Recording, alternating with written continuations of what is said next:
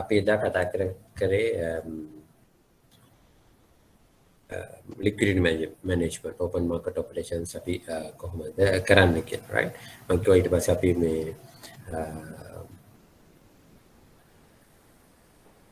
කොහොමද ප්‍රශ්න දැන් ඔක සමහරුන්ට මට පස්සේ තිබුණා සමහරුන්ට ඒක ටෙක්නිකලි ඔළුවට යන්නේ නැහැ ඒ කොහොමද වෙන්නේ කියන වගේ අදහසක් ආවා ඒ හින්දා අපි මේ ප්‍රශ්න මම හිතුවා මේ ප්‍රශ්න කීපෙකුත් මේ කතා කරද්දී හොඳයි කියලා right ඔහුගේ මේ papers වල ඇවිල්ලා තියෙන liquidity management එක ගැන තියෙන ප්‍රධාන ප්‍රශ්න කීපයක් අපි කතා කරොත් ඔයගොල්ලන්ට තව මේ වැඩිපුර කොහොමද ප්‍රැක්ටිකලි ප්‍රශ්නයක් එන්නේ කියන එක කතා කරගන්න පුළුවන් වෙන්නේ right මේ කාට හරි පාඩම් කරන අතරේ හරි අර නෝට් එක මොන්ට්‍රි පොලිසි මම හිතන්නේ ඔයගොල්ලෝ කියවන්න ඇති කියලා හිතන එක පාරක් හරි ගිය සතියේ ඉස්සරසදී මම මොන්ට්‍රි පොලිසි නෝට් එක 8ක 10ක විතර නෝට් එකක් දුන්නා ඒකේ සම්පූර්ණයෙන්ම අපේ කොහොමද පහුගිය කාලේ ක්‍රියාත්මක වෙච්ච හැටි ගැන අපි ඉගෙන ගත්තා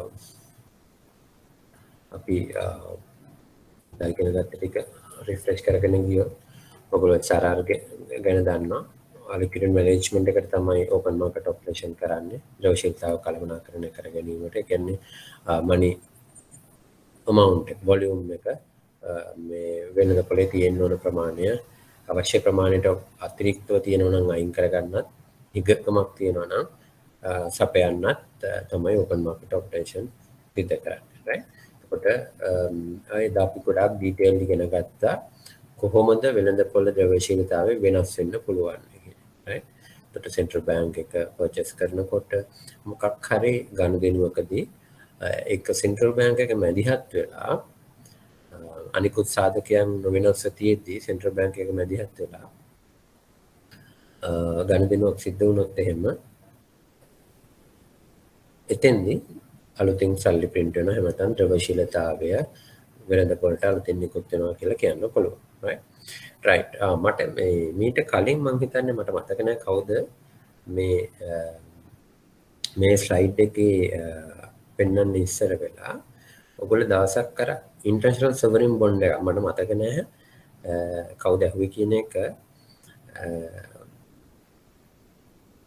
රිෆර් කරලා තිබුණා මොකද ට්‍රෙෂරි සෙක්‍රටරි මීඩියා වලට කියලා තිබුණා නෑ අපි ඒක සල්ලි අච්චු ගෙවුවේ නෑ මේ අලුතෙන් සතයක්වත් දේශීය වෙළඳ පොළට නිකුත්ුනේ නෑ ඒ ටික මේ ISB payment එක තමයි පාවිච්චි කරේ කියන්නේ right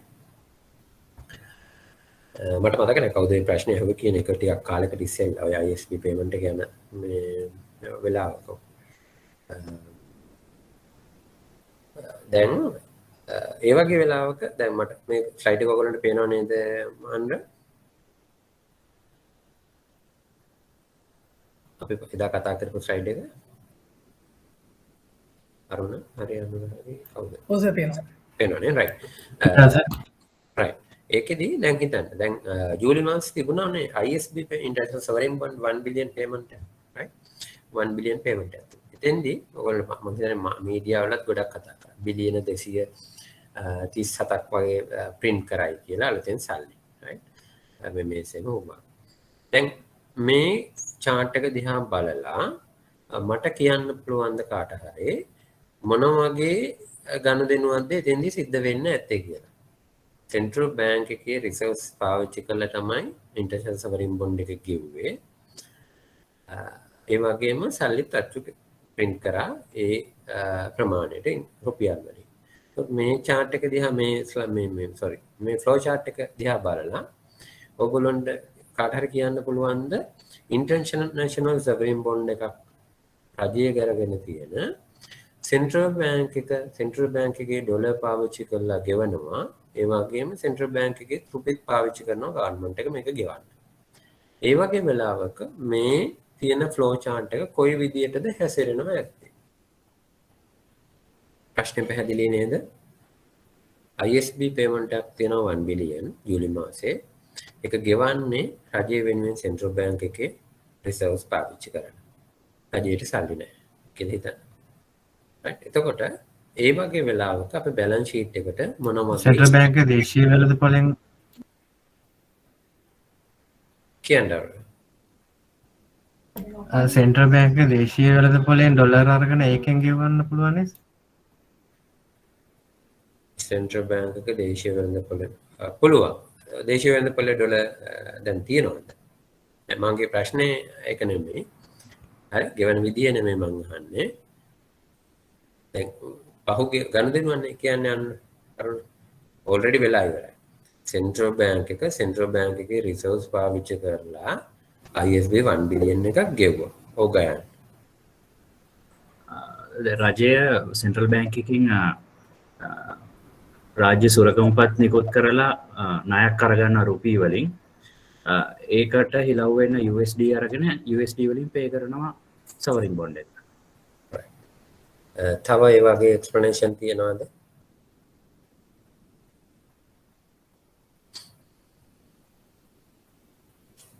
දැන් ඔයගොල්ලෝ එක්සෑම් එකට ළඟයිනේ ජනවාරි මාසේ most probably එක්සෑම් එක තියයි අපි නොවැම්බර් ඩිසෙම්බර් වල රිවිෂන්ස් තියෙනවා right එතකොට most likely ජනවාරි වල එක්සෑම් එක තියයි ගියසරේ වගේ හරි එතකොට දැන් ඉතින් දැන් ඔයගොල්ලෝ මේ සෙෂන් එකේ එන්ඩ් එකට ඇවිත් ඉන්නේ right මේ සෙෂන් එකේ මොකද වෙන්නේ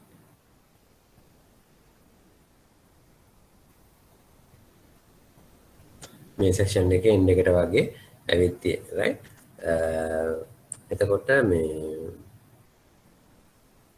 ඒ හින්දා පොඩි දැන් අපි ඉගෙනගත්ත දේවල් යූස් කරන්න ප්‍රැක්ටිකලි යූස් කරන්න මේ පුළුවන් වෙනවා ඒ හින්දා තමයි මම ඔය වගේ ප්‍රශ්නයක් අහුවේ ඕකයි තව ඇඩ් කරන්න තියෙනවා ඔව් මම ඉස්සර කියන්නේ අර මේ USD ගන්නේ සෙන්ට්‍රල් බැංක් එකේ තියෙන රිසර්ව්ස් වලින් පේ කරනවා ඔය කිව්වා තව වගේ දේවල් කියන්න තියෙනවා තව කවුන්ට් හරි එක්ස්ප්ලනේෂන් එකක් දෙන්න පුළුවන් ප්‍රශ්නේ පැහැදිලිනේ 1 බිලියන් ඩොලර් පේමන්ට් එකක් තියෙනවා ඒක සෙන්ට්‍රල් බැංකින් ගෙවන්නේ ගයන් තව පොඩ්ඩක් ඇඩ් කරන්න එතකොට මේ මම කියපු මේ ලික්විඩිටි වලට මොකද වෙන්නේ කියලා කිව්වේ නෑනේ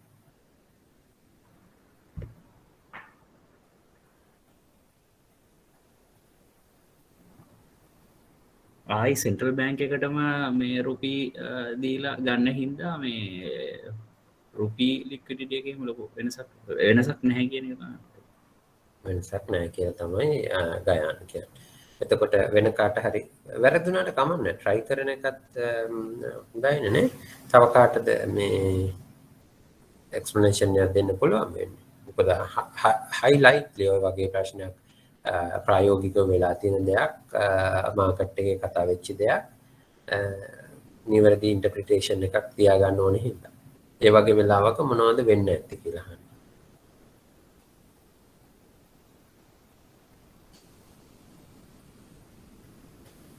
වෙනද කතා කරන අපි කෙනෙක් දෙන්න කියන්න බලන්න.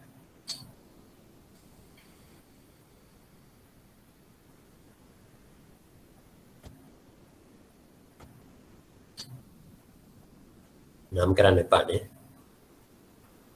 ගයන් කිව්වා හරි. හරියටම හරි. මට ඇඩ් කරන්න දෙයක් නැහැ. දැන් ගවර්න්මන්ට් එකට ඩොලර්ස් තිබුණ නැති හින්දා පාවිච්චි කරේ සෙන්ට්‍රල් බැංක් එකේ රිසර්ව්ස්. right? සෙන්ට්‍රල් බැංක් එකේ රිසර්ව් එකයි මං කියේ සෙන්ට්‍රල් බැංක් එක තමයි පේමන්ට් මේ රජය වෙනුවෙන් පේමන්ට් එක කරන්නේ කියලා. එතකොට රුපී නැහැ ගවර්න්මන්ට් එකට. රුපී ගත්තේ කොහෙන්ද? මේ ෆ්ලෝ chart එකේ හැටියට රුපී ගන්නේ කොතනින්ද? මොකක්ද ට්‍රාන්සැක්ෂන් එක රුපී ගන්න රජයට ගන්න ඩොලර් ගන්න රුපියල් තියෙන්න ඕනනේ ඩොලර් පර්චේස් කරන රුපියල් තියෙන්න ඕන ඒතර පළවෙනියටම ගනුදෙනුවේදී මොකක්ද වෙන්නේ පළවෙනි අයිටම් එක විදියට රාජ්‍ය සුරකම්පත් සෙන්ට්‍රල් බැංක් එකේ තියලා ඒකට against රුපී ගන්න අන්න රාජ්‍ය සුරකම්පත් නිකුත් කරනවා සෙන්ට්‍රල් බැංක් එකට ඒතර පළවෙනි ට්‍රාන්සැක්ෂන් එක වෙද්දී මොකක්ද වැඩි වෙන්නේ අපේ government securities holding එක වැඩි වෙනවා බිලියන මේ බිලියන 230 ගානකින් ඔය කියන විදිහට right in conversion කාර්යාව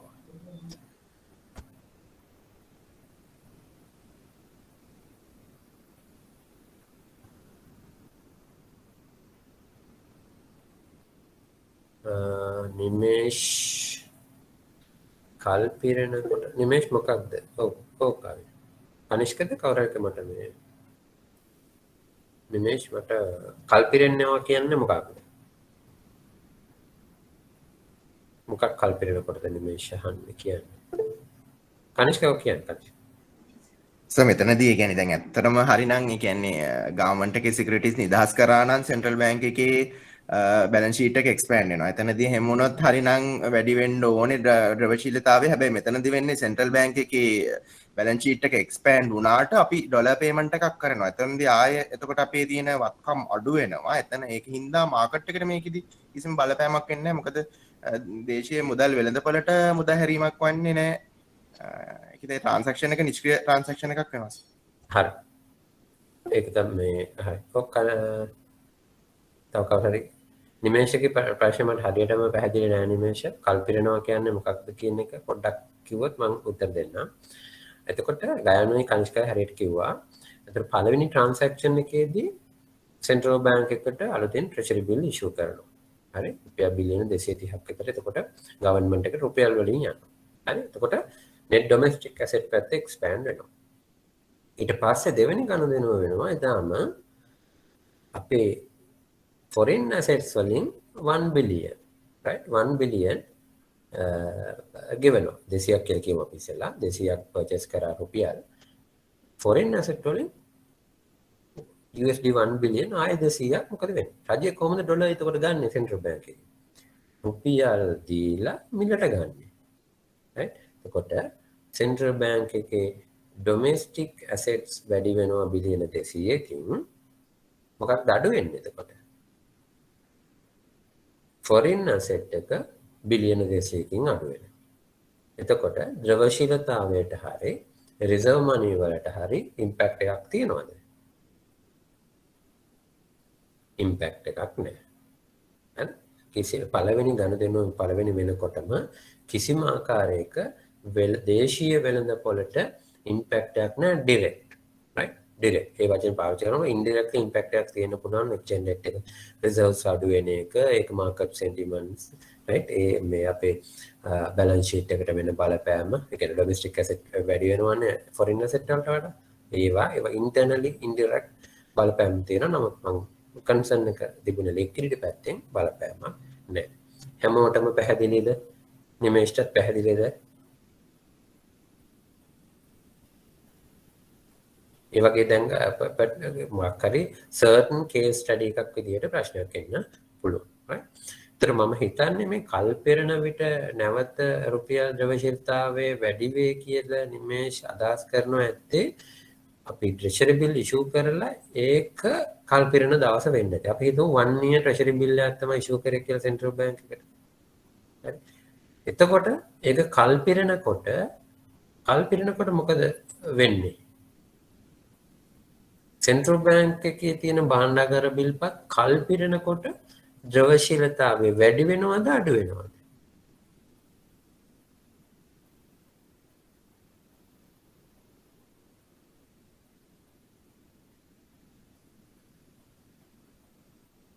අඩු වෙනවා සර්. අඩු වෙනවා. නේ? ඇයි අඩු වෙන්නේ? රුපී එකට අදාළ ඉන්ට්‍රස්ට් එකයි රජය විසින් සෙන්ට්‍රල් බැංක් එකට ගෙවන්න ඕනේ. ඒකට රුපී සෙන්ට්‍රල් බැංක් ඇතුළට එනවා. excellent. නිමේෂ් මං කිය හැම වෙලාවෙම ඔන්න ඔතන පටලවා ගන්නවා සෙන්ට්‍රල් බැංක් එක ඇතුළට සල්ලි ආයෙත් එනකොට ඒ කියන්නේ සෙන්ට්‍රල් බැංක් එකේ තියෙන වත්කමක් තවදුරටත් වත්කමක් නෙමෙයි වෙනවා කල්පිරණකොට. ඔයගොල්ලෝගේ තියෙන FD කියන liability එක කල්පිරුණාට පස්සේ ඔයගොල්ලෝගේ liability එකක් නෙමෙයි. තවදුරටත් right? ඔයා ගෙවලා අයින් කරනවා. ඒ වගේ කියලා හිතන්න. right? එතකොට ද්‍රවශීලතාවය අඩු වෙන්නේ. වෙළඳපොලේ තියෙන රුපියල් ප්‍රමාණය ගවර්න්මන්ට් එක ගෙනල්ලා ගවර්න්මන්ට් එකේ බැංක්ස් වලින් සෙන්ට්‍රල් බැංක් එකට පේ කරනවා. අපේ ඇසෙට් එක අඩු වෙලා යනවා. ඒක සුද්ධ දේශීය වත්කම අඩු වෙනවා. කල්පිරණ විද්දි මේක අඩු වෙනවා. right? භාණ්ඩාගාර පහුගිය කාලේ ඔය ද්‍රවශීලතාවය අඩු වෙන්න සමහර අවස්ථාවලදී ඔය ඩේලි එකදී බලපෑමක් ආවා අපේ කල්පිරණ එක. right? ඒ වගේම ඔයගොල්ලෝ දන්නවා මාකට් එක දන්නවා සෙන්ට්‍රල් බැංක් එක පහුගිය කාලේ ඔය අත්‍යවශ්‍ය භාණ්ඩ මුදා හරින්න ඩොලර්ස් මුදා හැරියා. ඒ වගේ වෙලාවක මොකද වෙන්නේ? ද්‍රවශීලතාවය වැඩි වෙනවද අඩු වෙනවද?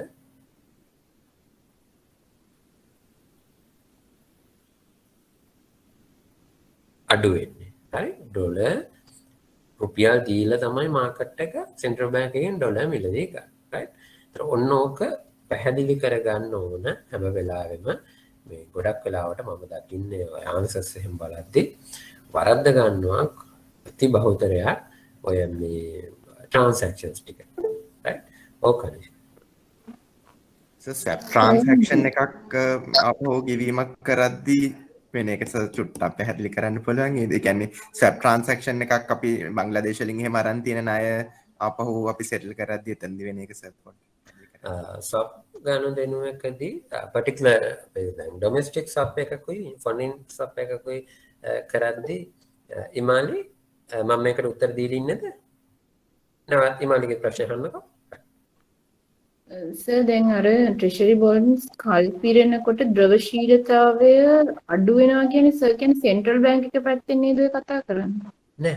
වෙළඳපොළ පැත්තේ. කනිෂ්ක විනාඩියක් දෙන්න. දැන් ඉමාලි ඔයා ළඟ තියෙනවා කියලා හිතන්න. right? ඔයා මම තමයි සෙන්ට්‍රල් බැංක් එක. ඉමාලි තමයි බැංකුව. right? රජයේ බැංකුව.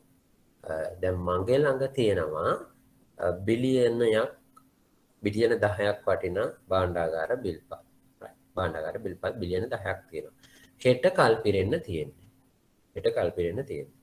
එතකොට ඔයා රජයේ බැංකුව. රජයේ දැන් කවුද කල් පිරෙනකොට දැන් භාණ්ඩාගාර බිල්පත් වල වගකීම තියෙන්නේ කාගේ ළඟද මාළි? කල් පිරෙනකොට සර් සෙන්ට්‍රල් බැංක් එක. නෑ. භාණ්ඩාගාර බිල්පත් වල ලයබිලිටි එකයි ඇසෙට් එකයි කොයි පැත්තට දෙන්නේ? මගේ ළඟ සෙන්ට්‍රල් බැංක් එකේ භාණ්ඩාගාර බිල්පත් බිලියන 10ක් තියෙනවා. ඒකේ ලයබිලිටි එක කාගේද? ඇසෙට් එක කාගේද? liability central bank, asset bank. නෑ. සෙන්ට්‍රල් බැංක් එකේ භාණ්ඩාගාර බිල්පත් බිලියන 10ක් තියෙනවා නම් හරි. ඔයගොල්ලෝගේ බැංකුවේ භාණ්ඩාගාර බිල්පත් ඇසෙට් එකක්ද ලයබිලිටි එකක්ද?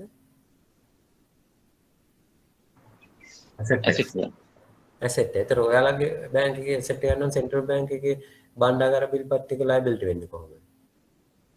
කාගේද ඔයාලගේ ඇසෙට් එකේ ලයබිලිටි එක? රජයේ liability. රජයේ. ඒ රජයේ වෙනුවෙන් ඉෂු වෙන්නේ රජයටනේ ණය ගන්න. භාණ්ඩාගාර බිල්පත් බැඳුම් කර කියන්නේ රජය වෙළඳපොලෙන් ණය ගන්න ප්‍රධානම උපකරණය. එතකොට රජය තමයි ණය අරන් තියෙන්නේ. right? බැංකුවෙන් හරි සෙන්ට්‍රල් බැංකුවෙන්. ඒතර බැංකුවෙන් ගත්තම ඇසෙට් එක බැංකුවේ ලයබිලිටි එක රජයේ. සෙන්ට්‍රල් බැංකෙන් ගත්තම හිමාලි පැහැදිලිද? සෙන්ට්‍රල් බැංක් එකේ ඇසෙට් එක භාණ්ඩාගාර බිල්පත් කියන ඇසෙට් එක මම ළඟ තියෙනවා. ඔයගොල්ලෝගේ අර ක්‍රෙඩිටර් දෙට කාට හරි ණය දුන්නොත් ණයක අද ණය හිමියද ගැතියද මට හැම වෙලාවෙම පැටලෙනවා. සිංහලෙන් කොහොමද කියන්නේ?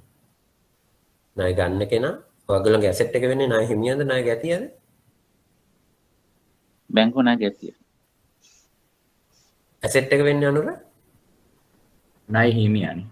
ණය හිමියනේ ඇසෙට් එක. එයා මගෙන් ණයක් කරන් තියෙනවා. එයා මගේ ඇසෙට් එකක්. හරිනේ? ඒ කියන පුද්ගලයා බැංකුවෙන් ණයක් කරන් තියෙනවා නම් ඒ කියන කෙනා මගේ ඇසෙට් එකටනේ. එයා ණය ගෙවනකම් loans and advances ඔයගොල්ලෝ ඇසෙට් එකක් වෙනවා. එතකොට මේක හිතන්නකෝ ඉමාලි භාණ්ඩාගාර බිල්පත් කියන්නේ loans and advances එකක් කියලා. loans and advances එක මගේ ඇසෙට් එක. මම රජයට ණය දීලා තියෙනවා. right? ඒතර භාණ්ඩාගාර බිල්පත් කියන එක පොඩ්ඩක් පැත්තකින් දී ඒකට සමාන කරන්න loans and advances කියලා. මම රජයට දීලා තියෙනවා ණය සෙන්ට්‍රල් බැංකුවෙන්. එතකොට ඒක මගේ වත්කම. ගවර්න්මන්ට් එකේ වගකීම. කල් පිරෙනකොට මොකද වෙන්නේ? දැන් බිලියන 10ක්මයි කල් පිරෙනවා හෙට. එතකොට ගවර්න්මන්ට් එක කියනවා ඉමාලිට ගවර්න්මන්ට් එකේ බැංක් එක ඉමාලේ මම වෙනුවෙන් මේ බිලියන 10 දැන් එයාගේ account එකේ හරිනේ. එයා ඉන්ස්ට්‍රක්ෂන් දෙනවා මගේ OD එක. හරි හිතන්නකෝ සල්ලි නැහැ කියලා. මගේ OD එක බිලියන 10කින් වැඩි කරලා ඔයා සෙන්ට්‍රල් බැංක් එකට බිලියන 10ක් ගෙවන්න. ට්‍රෙෂරි බිල් එක මැචුව වෙනවා. කියන්නේ ලෝන් එක මැචුව වෙනවා. right? දැන් මොකද වෙන්නේ? බැංකු පද්ධතියේ තියෙන බිලියන 10ක් මට ගරන් එනවා. සෙන්ට්‍රල් බැංක් එකට. සෙන්ට්‍රල් බැංක් එකේ බිලියන 10ක් විදිහට තියෙන භාණ්ඩාගාර බිල්පත් කියන ඇසෙට් එක නැති වෙලා යනවා. ගවර්න්මන්ට් එකේ වගකීමක් ලයබිලිටි එකක් බිලියන 10කින් අඩු වෙනවා පේමන්ට් එක කරාට පස්සේ. කස්ටමර් කෙනෙක් ලෝන් එක රීපේ කරද්දී ඔයාගේ වත්කම අයින් වෙලා යනවා. ඔයාට කෑෂ් එකක් හම්බ වෙනවා. ඒතර සෙන්ට්‍රල් ඔයාට ඔයාගේ කෑෂ් කියන එතන ඔයා සෙන්ට්‍රල් බැංක් එකේ account එකයි ඔයාගේ account එකයි වෙනස් වෙන්නේ. ඔයාගේ ලෝන් මේ ණය හිමියා කියන වත්කම වෙනුවට කෑෂ් කියන වත්කම නිර්මාණය වෙනවා. හැබැයි සෙන්ට්‍රල් බැංක් එකේදී එහෙම නැහැ. සෙන්ට්‍රල් බැංක් එකේ කෑෂ් කියන එක නිර්මාණය වෙන්නේ වත්කමක් නිර්මාණ අන්ඩර්ලයින් ඇසෙට් එක. හැබැයි ඒ අන්ඩර්ලයින් එක ඇසෙට් එක නැති වෙනකොට තවදුරටත් ඒක කෑෂ් නෙමෙයි. ඒක නිකන් piece of paper වෙලා තමයි සෙන්ට්‍රල් බැංක් එකේ අර මම කියපු පල්ලෙහා තට්ටු වල තැම්පත් වෙන්නේ. ඉමාලි පැහැදිලිද? ඒක පැටලෙනවා. මම පොඩ්ඩක් හිමීට කල්පනා කරන්න. ඔව් අරුණ. එතකොට දැන් නෝමල් බෑන්ක් එකක් ගවර්න්මන්ට් සිකියුරිටිස් ගත්තා වගේ නෙමෙයි සෙන්ට්‍රල් බැංක් එකක් ගද්දී. නෑ. සෙන්ට්‍රල් බැංක් එකේ ඇසෙට්ස් ලයබිලිටි පැත්ත මම කියවන හැම වෙලාවෙම සෙන්ට්‍රල් බැංක් එකේ මේ ඇසෙට් එක්ස්පැන්ෂන් එකකින් වෙන්නේ. ඇසෙට් එකක් වැඩි වුණොත් විතරයි අලුතෙන් මනි ප්‍රින්ට් වෙන්නේ. ඒක ඇසෙට් එක අයින් කරගන්නකොට මනි ක්‍රියේෂන් එකක් නෑ. මනි ප්‍රින්ට් වෙන්නේ නෑ. right? ඒ දෙක වෙනස්. ඒ දෙක වෙනස් වෙනවා. right? ප්‍රශ්න දෙකක් කරන්න 18 තියෙනවා. හරි 18 තියෙනවා. 17 සෙප්තැම්බර් මාර්ච් වගේ තියෙනවා. අපි කතා කරමු. තව අද දැන් මම තියෙන පේපර්ස් එකක් මම කරනවා. කනිෂ්කගේ ප්‍රශ්නේ. දැන් හිතන්න මම ඔතකට කනිෂ්ක ස්ටෙප්ස් දෙකකින් උත්තර දෙන්නේ. ඩොමෙස්ටික් බැංක් එකක් එක්ක සබ් ඩීල් එකක්. සබ් ඩීල් එකක් කියන්නේ මුදල් හොමාරු දිවසුමක්. හිතන්න මම 3 months වලට කමර්ෂල් බැංක් එකෙන් මිලියන 100ක් buy sell එකක් කරනවා. ඒ කියන්නේ පළවෙනි ලෙග් එක buy, ඒ කියන්නේ මම purchase කරනවා. දෙවෙනි ලෙග් එක sell. මම sell කරනවා කමර්ෂල් බැංක් එකට. උට පළවෙනි ලෙග් එකේ හෙට වැලියු ඩේට් එක කියලා හිතන්න. එතකොට වෙන්නේ සෙන්ට්‍රල් බැංක් එකට මිලියන 100ක් රුපියල් මිලියන 100ක් අලුතින් ඇසෙට් එකක් ෆොරින් ඇසෙට් එකක් වැඩි වෙනවා. මිලියන 100කින් කෑෂ් හෝල්ඩින් එක වැඩි වෙනවා. right?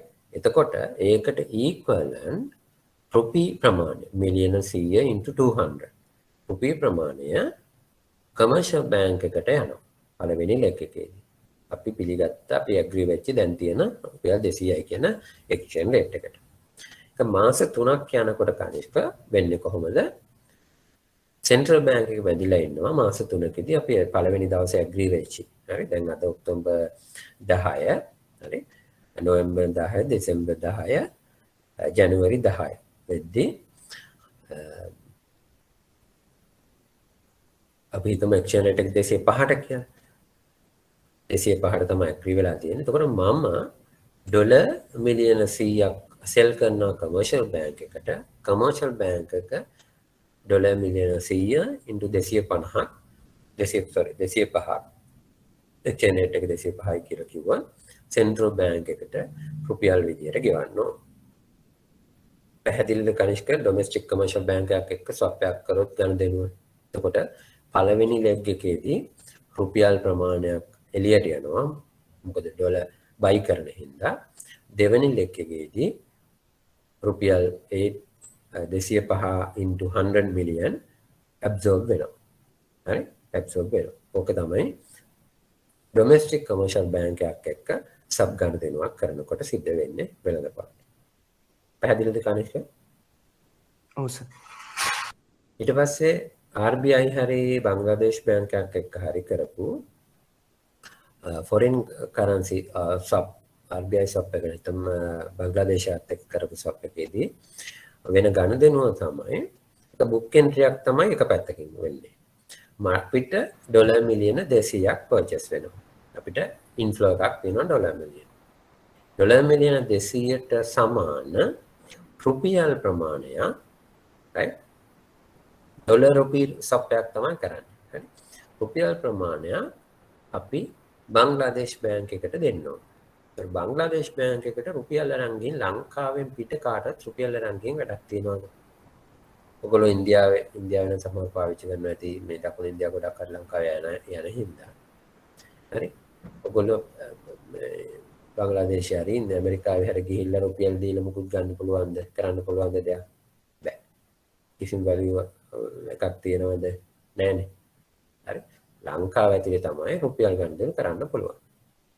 එතකොට බංග්ලාදේශ බැංක් එකේ කරන ට්‍රීට්මන්ට් එක වෙන්නේ ඒ බංග්ලාදේශ බැංක් එක වෙනුවෙන් අපේ බුක් එන්ට්‍රි එකක් accounting entry එකක් සෙන්ට්‍රල් බැංක් එකේ තියෙනවා අපි ඒට අදාළ ඒ මිලියන 200ට අදාළ රුපියල් ඉෂුව කරපු විදිහට හරි රුපියල් ඉෂුව කරපු විදිහට එතකොට සෙන්ට්‍රල් බැංක් එකට කෑෂ් ෆ්ලෝ එකක් තියෙනවා මේ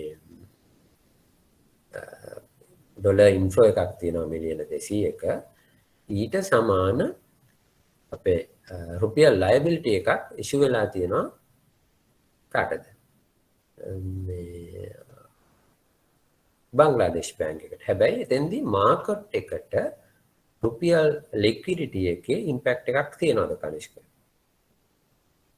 නෑ සර්. කිසිම ඉම්පැක්ට් එකක් නෑ. හරි කිසිම ඉම්පැක්ට් එකක් නෑ. right? හැබැයි ඕක ඉම්පැක්ට් එකක් වෙන්න පුළුවන් අවස්ථාව තමයි ඒගොල්ලෝ ඇවිල්ලා ලංකාවේ මොනවා හරි ඉන්වෙස්ට්මන්ට් එකක් රුපියල් වලින් කරොත්. හරි?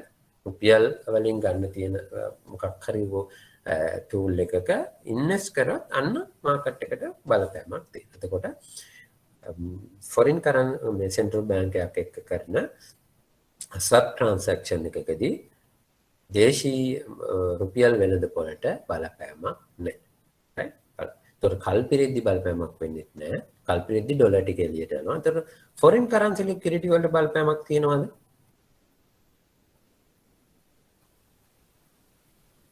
amount එකට එහෙම ස්වැප් එකක් ගත්තට පස්සේ බලපෑමක් තියෙනවා. මොකද අපිට අලුතෙන් ඉන්ෆ්ලෝ එකක් හම්බ වෙලානේ තියෙන කනිෂ්ක 200ක. right? එතකොට බලපෑමක් තියෙනවා. ඒතර එක්ස්චේන්ජ් රේට් එකට ඉන්ඩිරෙක්ට්ලි නැත්නම් අපේ රිසර්ව්ස් වලට පොසිටිව්ලි බලපෑමක් තියෙනවා. right? පැහැදිලිද? තව ඒ වගේ ඉමාලි අයත් රේස් හෑන්ඩ් ඔප්ෂන් එක ඇවිත් තියෙනවා මේ වැරදීමකින්ද නැත්නම් තව කාට හරි එහෙම ඕක ගන්න සර් ඒකේ පේමන්ට් එක කරනකොට දැන් සෙකන්ඩ් ලෙග් එක කියන්නේ කොහොමද සර් මට චුට්ටක් එක RBI එකේ ඔව් ඔව් ඒකේ අරකම රිවර්ස් වෙනවා දැන් ඩොලර් ටික යනවා නොස්ට්‍රෝ ටු නොස්ට්‍රෝ අපෙන් අයින් වෙලා යනවා එතකොට රුපි අපේ මේ බුක් එන්ට්‍රි එකේ තියෙන ලයබිලිටි එක නැති වෙනවා. හරි? සර් ලෝකල් එකකදී එතකොට මේ සෙකන්ඩ් ලෙග් එක වෙන්නේ රුපීද පේ කරන්නේ කමර්ෂල් බැංක් එකට? ඩොලර්. අපි බයි සෙල් එකක් වුණාම ඩොලර් පේ කරනවා අපි සෙන්ට්‍රල් බැංක් එක කමර්ෂල් බැංක් එක රුපි පේ කරනවා සෙන්ට්‍රල් බැංක් එකට. එතකොට ඉම්පැක්ට් එකක් තියෙනවා. ඩොමෙස්ටික් කමර්ෂල් බැංක් එකක් එක සබ් ඩීල් එකක් කරොත් domestic currency domestic liquidity market එකේ බලපෑමක් තියෙනවා foreign central bank එකක් එක්ක sub deal එකක් කරවත් රුපි liquidity market එකට impact එකක් නැහැ. ඒක තමයි summary. එතකොට සර් මේ දැන් commercial bank එකත් එක්ක first leg එකේදී CBA central bank එක 2 billion දීලා 200 million ගන්නවා ඩොලර්. එතකොට second leg එකේදී 200 million central bank එක දෙනකොට commercial bank එක 200 million into 205 ඒ තියෙන rate එක තමයි දෙන්නේ. ඔව් පළවෙනි දවසේම agree වෙනවා second leg එකේ rate එකත් ගන්න. එතකොට හැබැයි commercial bank එකට එහෙම බැලුවොත් පාඩුවක් වෙනවානේ commercial bank. නෑ එතන exchange අපි ඔක සාමාන්‍යයෙන් ගන්න ඔතනින් එහාට ගිහින් sub points කියලා එකක් හැදෙලා වලින් තමයි rate එක හැදෙන්නේ. ඇයි ඩොලර් මේ currency එකේ exchange rate impact එක ඩොලර් වල අපි ඔකට කියන interest rate parity කියලා. ඒක මේ mathematically ක්‍රමයකින් තමයි තමන්ට කාටවත් minimum පාඩුවක් වෙන විදිහට තමයි exchange rate එක හැදෙන්නේ. අනේ කොහොමද අර 200 million මේ ගියාම ඒකේ තියෙන value එක අරකට equivalent වෙනවා. ඔව් අනුර. සර් එතකොට දැන් ස්වැප් ට්‍රාන්ස් එකක් කරපුවාම ලංකාවට ඩොලර් එනවනේ සර්. ඒ වුණාට සර් මාකට් එකට ඩොලර් යන්නේ කොහොමද සර්? මාකට් එකට ඩොලර් එන්නේ දැන් ඔයා කියන්නේ මේ RBI වගේ ස්වැප් එකක් කරනකොටද කමර්ෂල් බැංක් එකක් ස්වැප් කරනකොට ෆොරින් එකක් කරනවා සර් ෆොරින් එකක් ස්වැප් එකක් කරලා ඉවරනවා සෙන්ට්‍රල් මේ ඩොමෙස්ටික් මාකට් ලික්විඩිටි එකට එන්නේ ඉන්ටර්වෙන්ෂන් වලින් ඊට පස්සේ එනවා මෙන්න මේ පැත්තේ තියෙන දේවල් ටික අපි හිතන්නකෝ දැන් ඔය කිරිපිටි කන්ටේනර්ස් වලට නිදහස් කරනවා දැන් ඩොලර් ටික දෙන්න ඕන ඒක තමයි ඩොලර් ලික්විඩිටි එක කමර්ෂල් බැංක් වලට හම්බ වෙන්නේ ඊට වඩා පළවෙනිම ඉම්පැක්ට් එක තමයි අපේ රිසර්ව්ස් වැඩි වෙන එක රිසර්ව් ඒක පොසිටිව් කියන්නේ සෙන්ටිමන්ට්ස් වැඩ කරන දැන් තියෙනවානේ අරුණ සෙන්ටිමන්ට්ස් වලට පොසිටිව්ලි බලපානවා මුලින්ම දැන් පහුගිය කාලේ ඔය ගෑස් ඒවා ටිකට බිලියන 50ක් විතර ඉෂුව කරානේ එතකොට ඩොමෙස්ටික් මාකට් එකේ ෆොරින් ලික්විඩිටි එක වැඩි වෙනවා එතකොට රුපියල් පැත්තට ඒකේ අනිත් පැත්තට බලපානවා සෙන්ට්‍රල් බැංක් එකට හරි ගවර්න්මන්ට් එකට ඇවිල්ලා ඒවා ඩොලර් විදිහටම තිබුණොත් ඒක රිසර්ව් එකේ විතරයි තියෙන්නේ ඒක කන්වර්ෂන් එකක් වෙනකොට තමයි රුපියල් වලට බලපෑමක් එන්නේ අපි එදා ඉගෙන ගත්ත විදිහට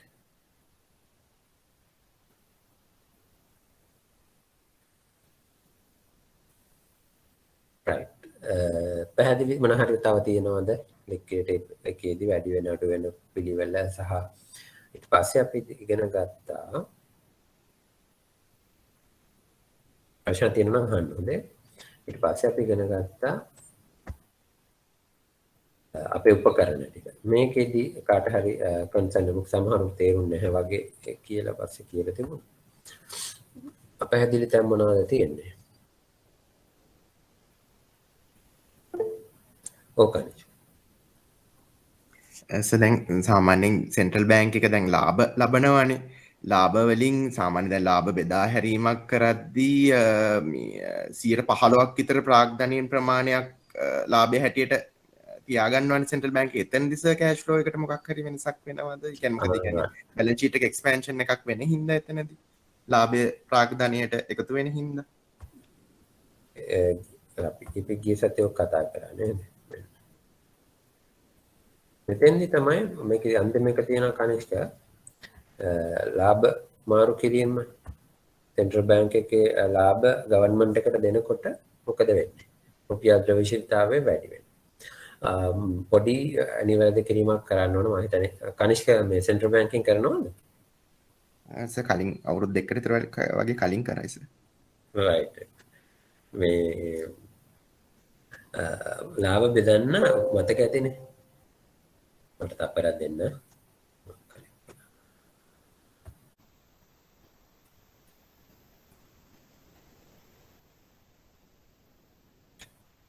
එදා කනිෂ්ක අපි එදා කතා කරන්නේ ස්ලයිඩ් එක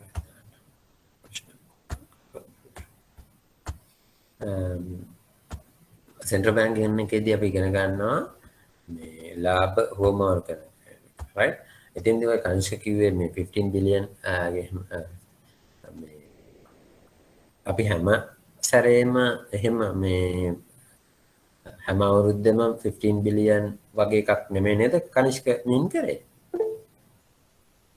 අනේ නෑ සර් කියන්නේ මට මතක හැටියට සාමාන්‍යයෙන් දැන් ලාභයක් සෙන්ට්‍රල් බැංක් එකේ තිබ්බොත් ඒකෙන් ඉස්සලා මූල්‍ය ගැලපුම් ගිණුම ආවරණය කරනවා ඊට පස්සේ ඉතුරු වුණොත් සෙන්ට්‍රල් බැංක් එකේ තියෙන ප්‍රාග්ධනයෙන් 15%ක් ප්‍රමාණයකට සෙන්ට්‍රල් බැංක් එකේ තියා ගන්නවා ඉතිරි ටික ඒ කියන්නේ මේ ඒක අබද්ධ ගිණුමට බැර කරනවා දැන් එතනදී දෙවෙනි ට්‍රාන්සැක්ෂන් එකේදී ප්‍රාග්ධනයෙන් 15%ක් සෙන්ට්‍රල් බැංක් එකේ තියා ගන්නවා නම් සර් එතනදී බැලන්ස් ෂීට් එකට බලපෑමක් වෙනවනේ එහෙම වුණොත් එතනදී money expansion එකක් වෙන්න පුළුවන් සර්. පුළුවන්. එතකොට දැන් අපේ requirement එක තමයි අපේ domestic asset ratio එක. හරි? මේ treatment එකක් තියෙනවා. ඔයගොල්ලෝ central bank එකේදී ඉගෙන ගන්නවා section 89 යටතේ කොහොමද section 89 යටතේ කොහොමද treat මේවා කරන්න කියලා. ඔය special මොන හරි ගැලපීම් ටිකක් කරලා අපේ minimum මේ asset capital ratio එකක් තියෙනවා. ඒ අපි මේ ඒ ටික තියාගෙන තමයි අපිට ට්‍රාන්ස්ෆර් කරන්න පුළුවන් distributable properties ඒතර exchange rate එකේ depreciation එකකින් එන valuation gain එකක් වගේ ඒවා අයින් කරලා ඉතින් මම කිව්වා right central bank එක අමුතු විදිහකට වෙනස් විදිහකට තමයි සාමාන්‍ය ආයතනයක් profit calculate කරන විදිහට නෙමෙයි central bank එක profit calculate කරන්නේ right ඒ ඇඩ්ජස්ට්මන්ට් එක කරලා හිතන්න පහුගිය අවුරුද්දේ අපිට බිලියන 15ක් විතර ට්‍රාන්ස්ෆර් කරන්න පුළුවන් වුණා. හරි? ගවර්න්මන්ට් එකට. එතකොට ඒ ට්‍රාන්ස්ෆර් කරද්දී අපේ ප්‍රොෆිට් ඇන්ඩ් ලොසස් account එකෙන් අපි ගන්න ප්‍රොෆිට් එක ඩිස්ට්‍රිබියුට් කරලා තමයි ට්‍රාන්ස්ෆර් වෙන්නේ. ට්‍රාන්ස්ෆර් වෙනකොට තමයි මේ කනිෂ්ක මේක වෙන්නේ. එතකොට අලුතෙන් අපේ තියෙන මේ සෙන්ට්‍රල් බැංක් එකේ ස්පෙෂල් රිසර්ව්ස් වගේ හැදෙනවා. හරි? අර කියපු. එතකොට ෆන්ඩ් ට්‍රාන්ස්ෆර් එකකදී එතෙන්දී මේ ප්‍රොෆිට් ට්‍රාන්ස්ෆර් එකකදී අනිවාර්යයෙන්ම සෙන්ට්‍රල් බැංක් එකෙන් අලුතෙන් සල්ලි ටිකක් print වෙලා ඉකොනොමි එකට මුදා හැරෙනවා. right? ඒක තමයි මෙතෙන්දී අපි කිව්වේ. liquidity වලටත් බලපෑමක් තියෙනවා. සෙන්ට්‍රල් බැංක් බැලන්ස් ෂීට් එකට බලපෑමක් තියෙනවා. පැහැදිලිද කනිෂ්ක? liquidity ඒ ගානින්ම වැඩි වෙනවා. අපි බිලියන අද හිතන්නකෝ අපි 2021කට බිලියන 10ක් ප්‍රොෆිට් කරලා අද ට්‍රාන්ස්ෆර් කරයි කියලා. right? එතකොට අද මාකට් එකේ අලුතෙන් බිලියන 10ක liquidity ප්‍රමාණයක් සල්ලි ප්‍රමාණයක් වැඩිපුර තියෙනවා. අපි ගන්න දෙනුවේ හින්දා. පැහැදිලිද කනිෂ්ක? ඔව් සර් thank you sir.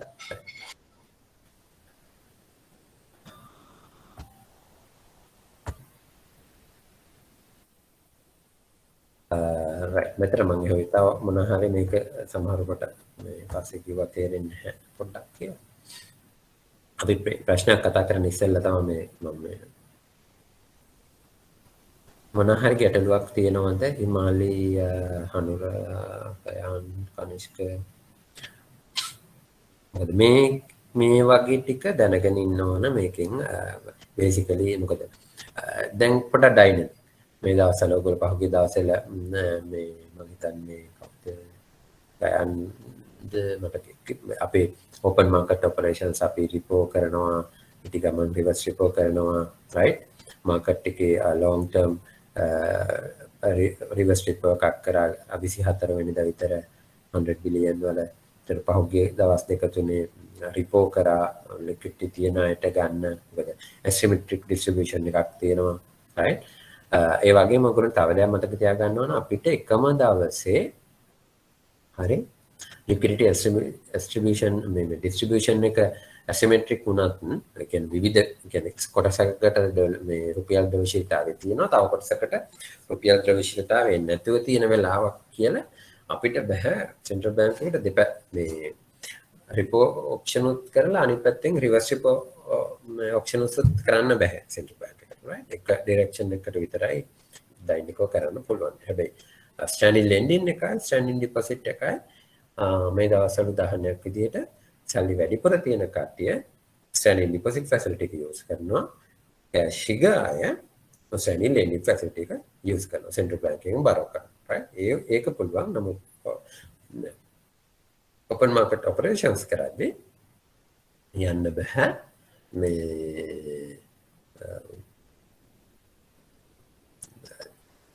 රිපෝ එක ඒ කියන්නේ liquidity absorb කරගන්න ක්‍රමයකට සහ liquidity දෙන supply කරන ඒ option එක දෙකම එකවර කරන්න බෑ right මේ tools වලින් මොන හරි ගැටලුවක් තියෙන තැනක් තියෙනවද පහදෙන්න සමහර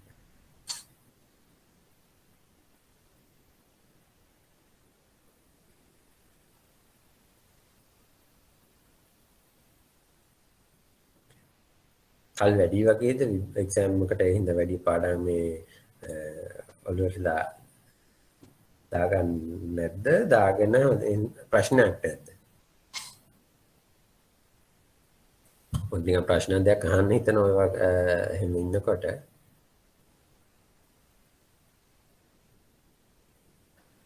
මේ sub fx sub option එකක sell buy එකයි buy sell එකයි අතර වෙනස කියන්න පුළුවන්ද liquidity වල කොයි වගේද බලපාන්නේ දෙකේ sell buy එකයි buy sell එකයි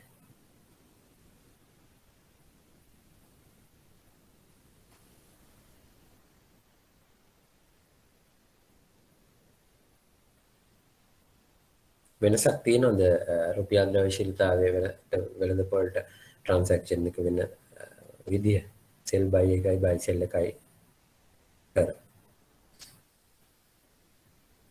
ගයන් try එකක් දෙන්න පුළුවන් වෙනසක් වෙනවද නැද්ද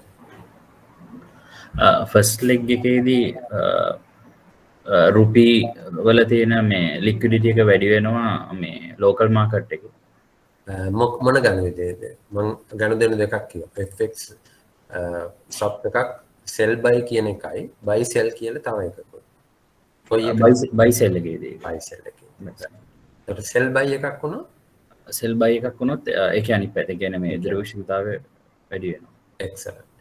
හොඳට මතක ඒකයි මට ඔක වචන දාගන්න ඕනේ ප්‍රශ්නයක්දී right ඔක ද්‍රව්‍යශීලතාවයට බලපෑම් වෙනවා ඒ වගේ ගන්න දෙනවා. මොකද මම හැම වෙලාවෙම කතා කරන්නේ buy sell නේ හිටි ගමන් ඔක මාරු කරලා right sell buy එකක් කරොත් එහෙම මොකද වෙන්නේ ද්‍රව්‍යශීලතාවයට කියලා අහුවොත් එහෙම ඔයගොල්ලෝ buy sell එක ඔළුවේ තියාගෙන shop එකේ දෙපැත්තක් තියෙනවා right buy sell කියන්නේ මම ඩොලර් buy කරනවා රුපී sell කරනවා පළවෙනි එකේ sell buy එකක් ආවොත් මම ඩොලර් sell කරනවා රුපී buy කරනවා ඔය දෙකම සෙන්ට්‍රල් බැංක් එක කරනවා right ඔයගොල්ලෝ 2020 අප්‍රේල් මාසේ ලොකුවට මතක ඇති ඩොලර් එක හිට් කරා 200ට පළවෙනි වේව් එකේදී ඔයගොල්ලෝ මතක ඇතිනේ කොලම්බස් ස්ටොක් එක්ස්චේන්ජ් එක මේ සර්කිට් බ්‍රේක් එකක් මේවා වුණා හරි මාර්ච් මාසේ 11 ඉඳන් ඊට පස්සේ කෙලිම වහලා තිබ්බා මේ මාසේ වෙනකම්ම right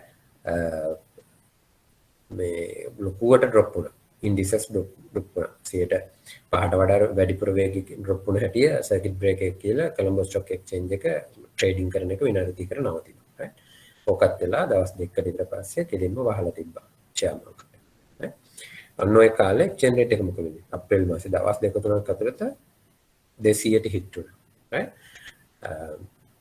ඒ කාලේ එක්ස්චේන්ජ් රේට් එක මේ අපහු මාකට් ලෙවල් එකට අරන් එන්න කරපු එකක් තමයි ඩොලර් සෙල් බයි කරා.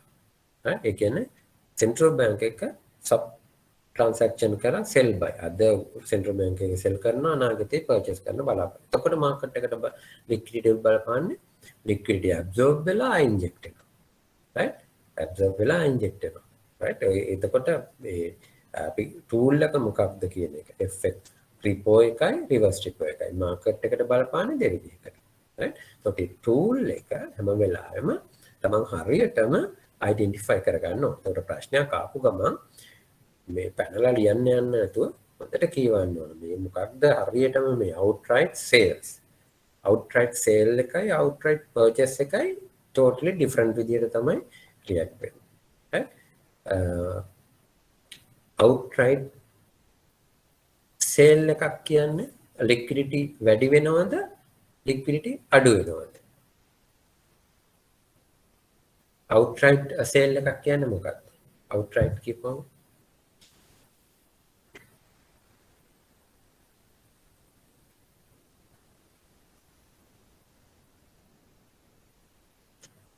ඇයි අද නිශ්ශබ්ද?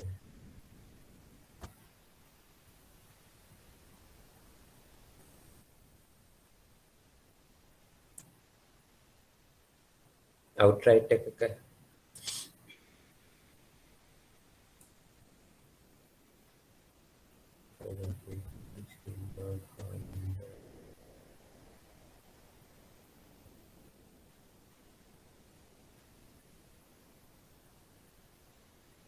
බයයිනේ නමක් කියයි කිය outright sales කියන්නේ ඔයගොල්ලෝ කාර් එක විකුණනවා outright sales එක right එතකොට central bank එක පැත්තෙන් outright sale මගේ holdings permanent basis එකෙන්ම මම sell කරනවා භාණ්ඩාගාර බිල්පත්ව බැඳුම් කරනවා right outright purchase එකක් කියන්නේ central bank එක secondary market එකෙන් භාණ්ඩාගාර බිල්පත් හරි බැඳුම් කර හරි මිලදී ගන්නවා liquidity provide කරන්න. හරි liquidity provide කරන්න. එතකොට outright sales එකේදී වෙළඳපොළ ද්‍රව්‍යශීලතාවය අඩු වෙනවා. outright purchase එකක් කරොත් වෙළඳපොළ ද්‍රව්‍යශීලතාවය වැඩි වෙනවා. right? okay.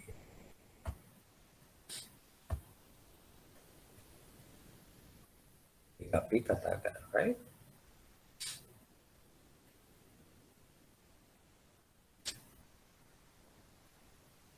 දැන් අපි මෙන්න මෙතන තමයි මේ අපි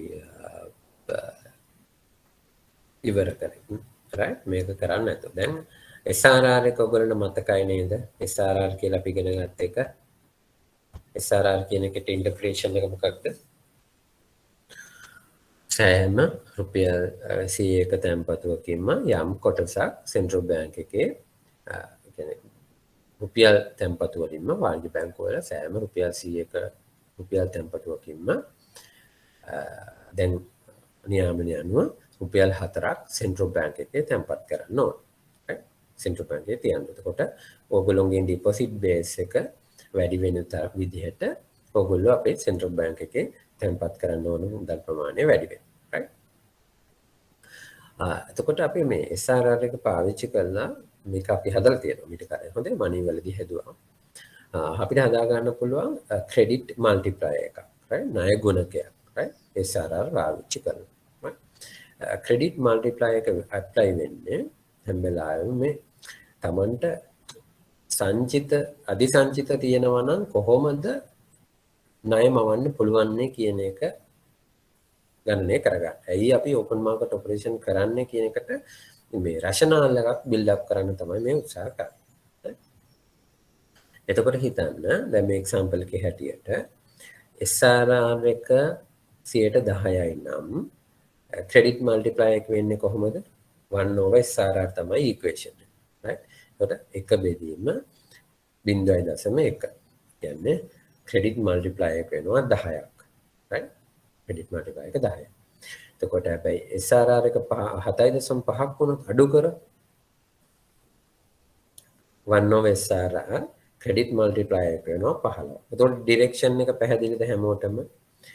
SRR එක ඒ කියන්නේ statutory reserve requirement එක වැඩි කරොත් ණය මවන්න පුළුවන් ප්‍රමාණය අඩු වෙනවා. SRR එක අඩු කරොත් ණය මැවීමේ හැකියාව වැඩි වෙනවා. ඕකනේ. අනිස පොඩි ඉෂුව එකක් දැන් හදිසියකදී ක්වෙස්චන් එකක් හැටියට දුන්නොත් දැන් උදාහරණයකට කිව්වොත් දැන් ලංකාවේ ව්‍යවස්ථාපිත සංචිත අනුපාතය 10%යි ඊට අමතරව ලික්විඩිටි අවශ්‍යතාවය 5% වේසල් වල හැටියට 5%ක අවශ්‍යතාවයක් තියෙනවා. එතනදිස ණය ගුණකයේ ගණනය කරන්න කියලා ක්වෙස්චන් එකක් අහුවොත් පේපර් එකේදීස එතකොට අපි 1යට 15ද ගන්න 1යට 10ද? නෑ. ණය ගුණකය කියන්නේ දැන් මෙහෙම හිතන්න. මේ හදන්නේ කොච්චරක් ඉකොනොමිකේ ණය හදන්න පුළුවන්ද කියන කියන්නේ සමස්ත මුදල් මැවීමේ ක්‍රියාවලිය ගැන නෙමෙයි මේ කියන්නේ. හරි? මම SRR එක පාවිච්චි කරලා රේෂියෝ එක පාවිච්චි කරලා ඔයගොල්ලොන්ට අධිසංචිතයක් තියාගත්තොත් ඇයි මම ඕපන් මාකට් ඔපරේෂන් කරන්න කියන එකට රෂනල් එක බිල්ඩ් කරගන්න හදපු ඉක්වේෂන් එකක් තමයි මේ තියෙන්නේ. ඔයගොල්ලන්ට මතක ඇති ඔය දැන් කනිෂ්කගේ ප්‍රශ්නේ SRR එකයි අපි ලික්විඩිටි අවශ්‍යතාවය දෙකම පාවිච්චි කළා තමයි රටේ මුදල් මැවීම හැදුවේ. මතකද කනිෂ්ක? SRR එක 10%යි ලික්විඩිටි අවශ්‍යතාවය 10%යි කියලා ගත්තොත් අපි කිව්වේ 80ක් පාවිච්චි කරන්න පුළුවන් ණය දෙන්න කියලා. ඒ වෙන මුදල් මැවීමේ ගුණ මනි මල්ටිප්ලයර් එක හදද්දී. right? එතකොට මේ concept දෙකක් මම උදාහරණයක් එක්ස්ප්ලেইন කරන්න හදන්නේ. ඒකට මුදල් මවන එකයි ණය මවන එකයි කියන කාරණා දෙකක් මේ කතා කරන්නේ. හරි? මට තව පොඩි වෙලාවක් දෙන්න කනිෂ්ක. එතකොට මේ දෙකේ වෙනස වාට මම පැහැදිලි කරලා දෙන්නම්. හරි? දැන් SRR එක වැඩි වුණොත් එතකොට ණය මවන්න පුළුවන් ප්‍රමාණය අඩු වෙනවා. right? ඇයි ඕගොල්ලන්ට මෙහෙම හිතන්න. ණය දෙන්න දැන් ඉස්සර රුපියල් 98ක්ම ඔයගොල්ලන්ට පාවිච්චි කරන්න තිබුණා. දැන් තියෙන්නේ හැම රුපියල් 100ක තැන්පතුවකින්. දැන් සෑම රුපියල් 100ක තැන්පතුවකින්ම ඔයගොල්ලන්ට භාවිතා කරන්න පුළුවන් කීයද? රුපියල් 96යි. එතකොට ඉස්සරට වඩා දැන් ඔයගොල්ලන්ට ණය දෙන්න හැකියාව, ණය මවන්න පුළුවන් මුදල් මැවීමේ හැකියාව දැන් සීමා සහිතයි. ඩිරෙක්ෂන් එක පැහැදිලිද? මේකෙදි කණික කොයිම වෙලාවකත් මේ දශමෙටම මේ අපිට මන්න මෙච්චරකින් ණය මැවුවා කියලා හදන්න බෑ. ඉතුරු ඔයගොල්ලන්ට මතකද මුදල් මැවීමේදී මම කිව්වා අපි ණය බරෝවර්ස්ලා ඉන්න ප්‍රමාණය, ණයවල් ගන්න තියෙන කැමැත්ත, ඒ වගේම තැන්පතු බැංකු පද්ධතියට 100%ක් වෙනවද නැද්ද කියලා. මේ දවස්වල එහෙම තැන්පතු නැහැ. මිනිස්සු මේ කරන්සි විත්ඩ්‍රෝවල් සෑහෙන තවමත් වැඩිනේ. ඩිපොසිට් රේට් එක වැඩි වුණා කියලා තැන්පතු ඇවිල්ලා නැහැ. ඈ ඩිපොසිට් හැබැයි ණය වාණිජ බැංකු ණය අරගෙන තියෙනවා. ලෝෂිත හිගයක් තියෙනවා ණය අරගෙන තියෙනවා පබ්ලික්. රයිට්. අර මැක්‍රෝ ඉකොනොමික් විදිහට තමයි කනිෂ්ක ඒ වගේ concept මේකක් හිතන්න ඕනේ. හොඳයි ගාන හදද්දී ඔය ඉස්සෙල්ලා අහපු ප්‍රශ්නේදී 10ද 15ද ගන්න කියලා අහනකොට එතෙන්දී ණය ගුණකයට ගන්න 10 කියන එක. SRR එක තමයි ඒ ගන්නෙ. රයිට්? SRR එක ගන්න. ඊළඟ ස්ලයිඩ් එකට යමු. එතකොට දැන් මෙන්න මේක තමයි මට මේ කියා උගන්ව ගන්න ඕනේ. right දැන් SRR එක අපි හිතමු 10 යටතේ ඔයගොල්ලෝ තියාගන්න ඕන බිලියන 10යි කියලා. බිලියන 10ක් තියාගන්න ඕන. දැන් මේක උදාහරණයකට වාණිජ බැංකු පද්ධතිය රුපියල් බිලියන 50ක තැන්පතු කරලා රුපියල් බිලියන 7ක මුදල් සංචිත පවති ව්‍යවස්ථා සංචිත අනුපාතය 10යි. right මේ ගානම අපි හදමු.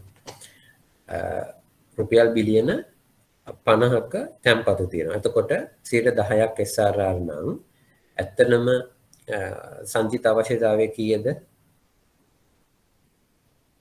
බිලියන 10ක SRR නම් බිලියන 5යි සෙන්ට්‍රල් බැංක් එකේ තියාගන්න ඕන. accounts වල තියාගන්න ඕන. පැහැදිලිද? බිලියන 50ක තැන්පතු තියෙනවා බැංකු පද්ධතිය තුළ. SRR එක 10යි නම් 5ක් තමයි තියාගන්න ඕන සංචිත ප්‍රමාණය. right හිතන්න සෙන්ට්‍රල් බැංක් එකේ කියන්නේ RTGS account එකේ ඔයගොල්ලෝගේ බිලියන 5ක් නෙමෙයි බිලියන 7ක් තියෙනවා. හරි බිලියන 7ක් තියෙනවා. 5ක් තියාගන්න ඕන එක ළඟ බිලියන 7ක් තියෙනවා. එතකොට අධි සංචිතද සංචිතවල හිගයක්ද දැන් තියෙන්නේ? අධිසංචිත. අධිසංචිත. ඒ කියන්නේ තියාගන්නත් වඩා වැඩිපුර මුදල් ප්‍රමාණයක් accounts වල මේ current account එකේ තියෙනවා. RTGS එක current account එකක් වගේ overdraft කරන්න බැරි current account එකක්. කියලා හිතා settlement account කියලා කියන්නේ. එතකොට දැන් බිලියන 2ක අධිසංචිතයක් තියෙනවා. right අධිසංචිතයක් තියෙනවා. දැන් මේ බිලියන 2ට ඔයගොල්ලෝ මොකද කරන්නේ? ණයක් ඉදිරියට දෙන්න පුළුවන්. අන්න හරි. දැන් මම අන්න ඔය බිලියන 2 ටාගට් කරගෙන තමයි ඕපන් මාකට් ඔපරේෂන්ස් කරන්නේ. හැබැයි ඒ බිලියන 2 මම මුකුත් නොකර පද්ධතිය තුල මෙහෙම තියාගෙන හිටියොත් එහෙම දිව කිව්ව විදිහට ණය දෙන්න පුළුවන් මේ අධිසංචිත ප්‍රමාණය භාවිතා කරලා.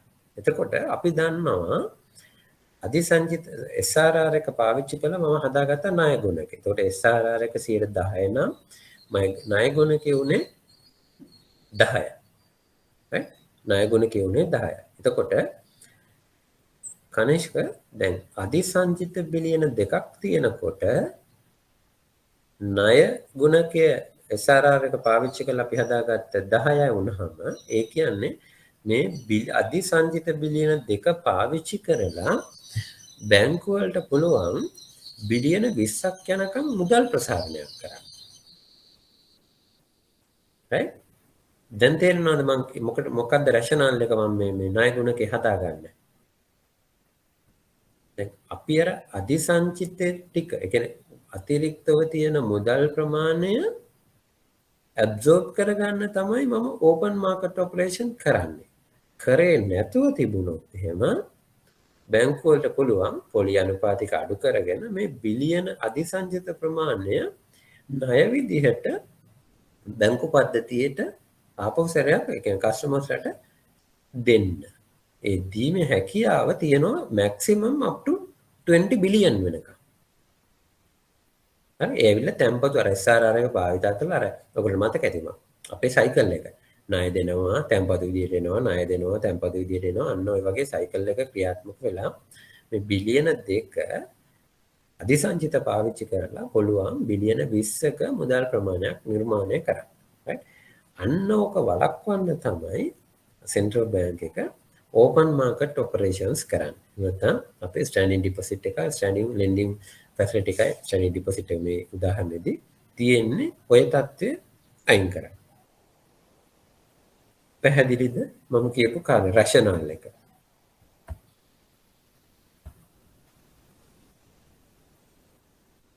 අනිෂ්ක වගේ ප්‍රශ්න උත්තරේ හම්බුනාද කියන්නකෝ ඉතින්. ඔව් සර් thank you sir. හරි නේද? අනික් කටේට විමාලි අධිසංචිත එක පැහැදිලිද? ඔක හරි සර්. හරි. මේක ඔයගොල්ලෝගේ MCQ වල ඇවිල්ලා තියෙනවා. හරි? බිලියන 5ක ඔය මේ වගේම සිම්පල් එක්සැම්පල් එකක් දාලා බිලියන 5ක අධිසංචිත තියෙනවා. SRR එක 5යි නම් කොච්චරක් මුදල් ප්‍රසාරණයක් කරන්න පුළුවන්ද කියලා. හරි? එතකොට ඉක්වේෂන් එක කොළවේ තියා ගන්න ඕන කනිෂ්ක 1/SRR right 1/SRR ඒක වැඩි කිරීම අධිසංචිත. එතකොට සංචිත නෙවෙයි අධිසංචිත ප්‍රමාණය. required සංචිත ප්‍රමාණයයි දැනට තියෙන ප්‍රමාණය. එතකොට බැංකු අවශ්‍ය ප්‍රමාණයට වඩා account එකේ තියෙනවා නම් එහෙම ඒ ප්‍රමාණය භාවිතා කරලා වැඩිපුර ණය දෙන්න පුළුවන් පද්ධතියක්ම එකතු කරගන්න. right? ඔව් අරුණ. ඒ කියන්නේ සර් මේ අධිසංචිත හැදෙන්නේ සර් අධිසංචිතයෙන් තමයි මුදල් ගුණකයෙන් වැඩි කරලා සංචිත ප්‍රසාරණය කරන්නේ. මුදල් ගුණකේ නෙමෙයි ක්‍රෙඩිට් ණය ගුණකේ. ණය ගුණකේ. ඔව්. ඒක කියන්නේ මැක්සිමම් අපි මේක ඇබ්සෝබ් කරගත්තේ නැතුව තිබුණා බැංකු පද්ධතිය අනිවාර්යෙන් බිලියන 20ක් වැඩි කරනවා කියන එක අදහස් වෙන්නේ නැහැ. හොඳට රෂනල් කොළුවට දාගන්න.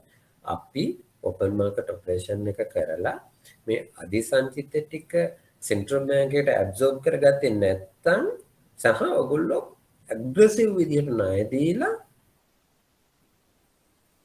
මුදල් ප්‍රසාරණයක් කරන්න පුළුවන් බිලියන 2 පාවිච්චි කරලා බිලියන 20ක් යනකම් කියලා කියන්නේ.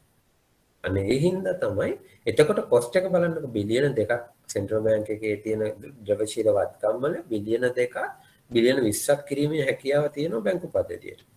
අන්න ඕක නැති කරන්න තමයි සෙන්ට්‍රල් බැංක් එකට ටක් ගාලා ගිහිල්ලා ඕපන් මාකට් ඔපරේෂන් එකක් කළා මේ අවශ්‍ය කරන ප්‍රමාණයට වඩා ඔයගොල්ලෝ ළඟ තියෙන සල්ලි ඇබ්සෝබ් කරගන්න. එතකොට 5 ගානේ පොලියක් දීලා හරි එතන 5ට වඩා වැඩියෙන් දීලා හරි ඕපන් මාකට් ඔපරේෂන් එකක් කරලා ඇබ්සෝබ් කරගන්න මේ අධිසංචිත ප්‍රමාණය.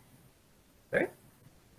එතකොට ඔයගොල්ලෝ මතක ඇති මම එකපාරම මේ ඉකොනොමික්ස් ඉගෙන ගන්න නැති වෙන කට්ටිය හැම ගොඩක් වෙලාවට අපම පළවෙනි ප්‍රශ්නේ තමයි අහන්නේ ඇයි දැන් SDFR එක ගන්නකො SDFR එක 5ක් දෙනවා ඩේලි දෙන්නේ.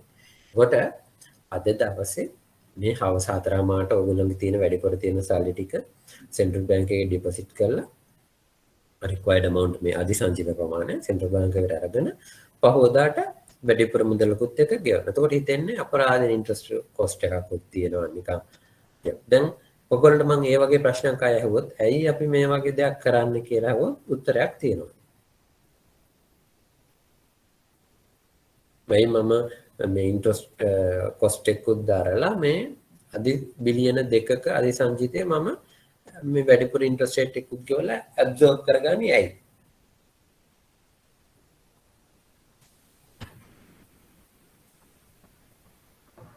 ප්‍රධාන අරමුණ වන මේ රුපී ස්ටැබිලිටි එක නැත්නම් කියන්නේ එළිය තියෙනකොට අර සයිස්ලා කිව්වා වගේ මේ ණය දෙන්න හැකියාව තියෙනවනේ ඒ හින්දා සෙන්ට්‍රල් බැංක් එකට අරගෙන මේ ද්‍රවශීලතාවය අවශෝෂණය කරගන්න. excellent. සෙන්ට්‍රල් බැංක් එකේ හැම වෙලාවෙම තියෙන මොකද්ද ප්‍රයිම් ඔබ්ජෙක්ටිව් එක? ස්ටැබිලිටි. right? එතකොට මේ අපේ කොස්ට් එක හෝ ප්‍රොෆිට් එක මතක ඇති බයි ප්‍රොඩක්ට් එක. එතකොට මම ඒක තමයි කියන්නේ සෙන්ට්‍රල් බැංක් එක ප්‍රොෆිට් එකක් ටාගට් කරන්න ගියා නම් මට මේක ගණන්දිනුව කරන්න පුළුවන්ද? බෑ. හරි මේක මට කොස්ට් එකක් වෙන්නේ. නමුත් සෙන්ට්‍රල් බැංක් එකේ කොස්ට් එකද ප්‍රොෆිට් එකට වඩා සෝෂල් කොස්ට් එක තමයි අපි බලන්නේ. අපි මේක කරේ නැත්තම් සමාජ පිරිවැයක් තියෙනවා ලොකු. right? ලොකු සමාජ පිරිවැයක් තියෙනවා. එතකොට සෙන්ට්‍රල් බැංක් එක මේ වැඩිපුර තියෙන මුදල් ප්‍රමාණය අයින් කරගන්න ඕන සාමාන්‍ය ඔයගොල්ලන්ට දැක ගන්න පුළුවන් වෙයි පැන්ඩමික් එකත් එක්ක සබ්ස්ටැන්ෂල් ඉන්ක්‍රීස් එකක් තියෙනවනේ දැන් මනි සප්ලයි එකේ ඔය ටික රෝල් බෑක් කරන්නම ඕන. ඒක කරන්නේ කවදද කරන්නේ මොන ප්‍රමාණයෙන්ද කියන එක තීරණය කරන්න වෙනවා. ග්‍රැජුවල් ප්‍රොසෙස් එකක් යයි. ඒක එහෙම නැත්නම් ඔයගොල්ලෝ මතකයිද අපේ අලුත් අධිපත්‍යම පාවිච්චි කරන උදාහරණ මේ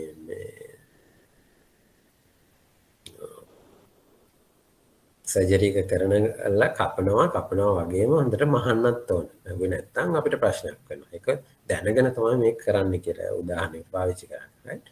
මේ ඒ මහන එකයි වැඩි වෙලාවක් තියන්නත් බෑ. මහන ප්‍රමාණය මහෝ ගානයි ඔක්කොම ටික හරියට කරන්නත් ඕන. right? කරේ නැත්නම් ඒ බ්ලේම් එකෙන් ගැලවෙන්නත් බෑ. හරි?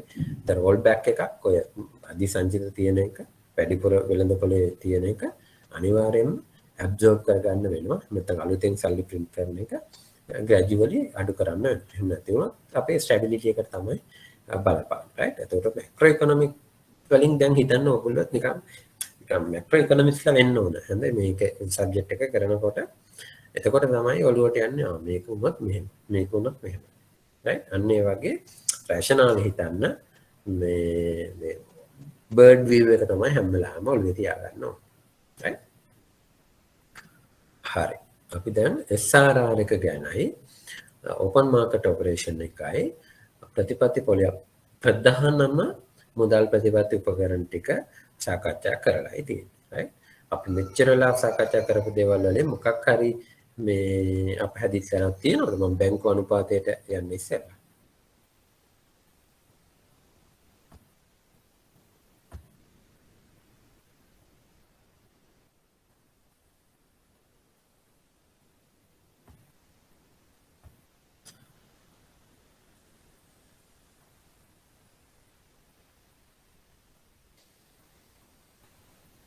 ඒත් අපි ප්‍රශ්න ටිකක් තියෙනවා ඊට පස්සේ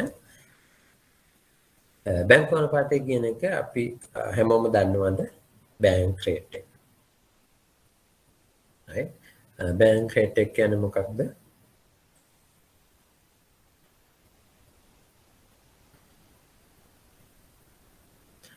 මූල්‍ය ආයතනයක් මොකක් හරි දැඩි ද්‍රවශීලතා අර්බුදයකට පත් වෙනවා. right? හිතන්න ABC කියලා බැංකුවක් තියෙනවා. ABC බැංකුවේ මොකක් හරි හිතන්නකෝ ඩිරෙක්ටර් හරි චෙයාර්මන්ගේ හරි මොකක් හරි මිස්කන්ඩක්ට් එකක් හින්දා මිනිස්සු එකපාරම පැනික් වෙලා ගිහලා ABC කියන බැංකුවේ ඉස්සරහා පොලිමක් හැදිලා ඉන්නවා. තමන් තැන්පත් කරපු මේ මුදල් ලබා ගන්න. තමන් තැන්පත් කරපු මුදල් ලබා ගන්න.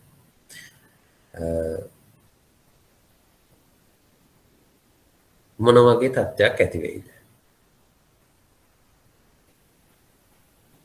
එහෙම දෙන්න සල්ලි තියෙනවද බැංකුවකට?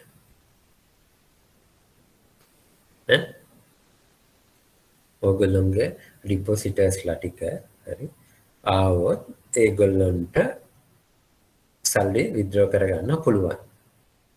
හැමෝම බෑනේ. බෑ. ඇයි ඒ? ඔයගොල්ලෝ short term deposit liabilities හරි technically සහ professional විදිහට manage කරලා assets and liability ඔයගොල්ලෝ manage කරනවා. manage කරලා short term liability එක long term asset එක බවට පරිවර්තනය කරලා ණය දීලා තියෙන්නේ. එතකොට ඔයගොල්ලෝගේ cash flow එක අනුව තමයි ඔයගොල්ලෝ withdrawals meet කරන්නේ. එතකොට එහෙම වෙලාවක ඔයගොල්ලන්ට 100%ක්ම හොඳ නෙමෙයි 50%ක් කස්ටමර්ස්ලාව ඔයගොල්ලන්ට එහෙම සර්ව් කරන්න හැකියාවක් ලැබෙන්නේ නැහැ. එතකොට අපි හිතමු මොකක් හරි නිකන් වැරදි තොරතුරක් මත මම කතාව කියලා තියෙනවානේ අර පින්න තියෙන වෙලාවක මේ යුරෝප් සෙන්ට්‍රල් බැංක් එකකට යුරෝපීය බැංකුවකට පොලිමක් කතාවක් right confidence එක කොච්චර බලපානවද කියන එක සහ වැරදි මතයක් ගියොත් බැංකු පද්ධතියට මොන වගේද බලපාන්නේ කියන එක right මේ එහෙම දෙන්න බෑ withdraw කරන්න බෑ right ඔයගොල්ලෝ එහෙම වුණාම ඒ වගේ ගැටලුවක් ආවොත් එහෙම අනිවාර්යයෙන්ම financial support එකක් ගන්න වෙනවා central bank එකේ right දැන් ඔය ලොකෝ හොඳටම බංකොලොත් වෙන්න ඔන්න මෙන්න තියෙන මූල්‍ය ආයතනයක් වුණා කියලා හිතන්න. right? මොකක්ද කරන්න පුළුවන්? ඒ වගේ වෙලාවක පුළුවන් තමන්ගේ තියෙන SLFR එකෙන් ණය ගන්න නම් බැංකුවක් මොකක්ද කරන්න ඕනේ? සුරුකුම්පතක් විදිහට මොනවද දෙන්න ඕනේ?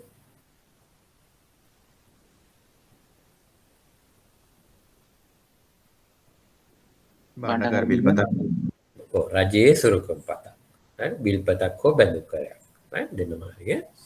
හැබැයි මේ ක්‍රිටිකල් අවස්ථාවක් මේ වගේ කඩා වැටෙන්න වගේ යන තැනකදී මොකක්ද ගන්න පුළුවන්?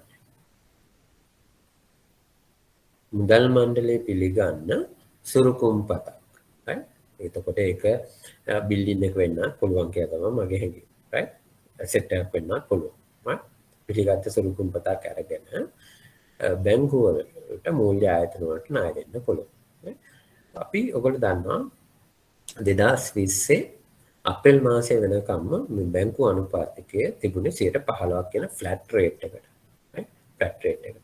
වෙනසක් වුණේ නැහැ. 2000 මේ අපි දන්න ඉතිහාසයේ කිසිම බැංකුවක් මේ බැංකු අනුපාතිකය යටතේ ණයට අරගෙන නැහැ. මොකද එතෙන්ට එනවා කියන්නේම දැඩි මූල්‍ය අර්බුදයකට ලක් කරලා තියෙන. එතකොට බැංක්‍රප්ට් වෙන්න තියෙන chance එක හොඳටම වැඩි.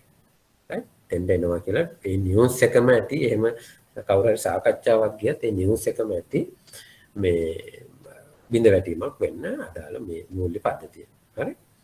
එහෙනම් මෑත කාලෙක එහෙම දෙයක් වෙලාම නැහැ.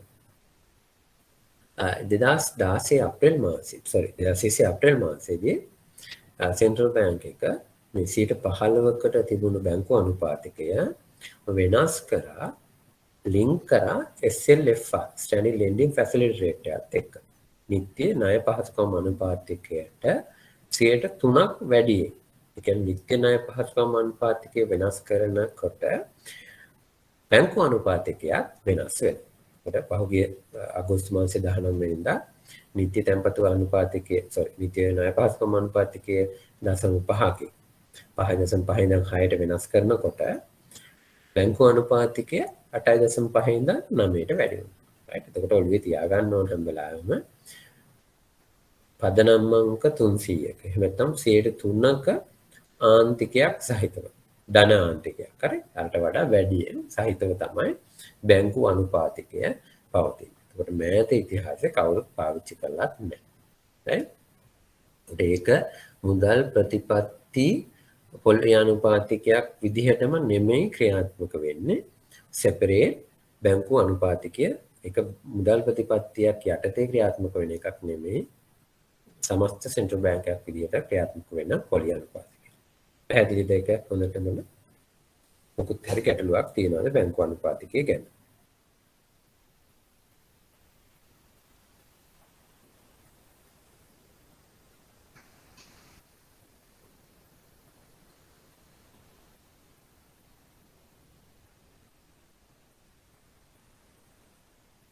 right.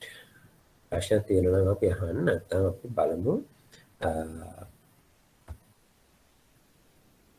අපි 2000 මට මතක හැටියට 2000 මේ වල 2019 සෙප්තැම්බර් මාර්ච් 2019 මාර්ච් 5 වෙනි ප්‍රශ්නේ.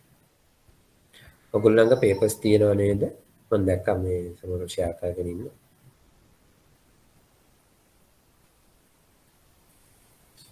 මගේ ස්ක්‍රීන් එකත් පේනව නේද? ඔයගොල්ලන්ගේ ප්‍රශ්න තියෙනවා නම් මේ ඕපන් කරගන්නවද? ලික්විඩ් මැනේජ්මන්ට් එක.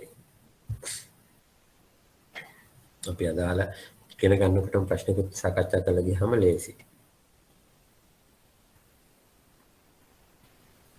හැමෝම ළඟ තියෙනවද? මගේ ස්ක්‍රීන් එක පේනවද ඔයගොල්ලන්ට මේ මෙහෙම තියෙනකොට? කියව ගන්න පුළුවන්ද? ටිකක් ලොක් කරගන්න. පුළුවන් සර්. පුළුවන් නේ? right. ඉන්න මට පොඩ්ඩක් මට පුළුවන් මම දැන් ස්ක්‍රීන් එක ලොක් කරන්න.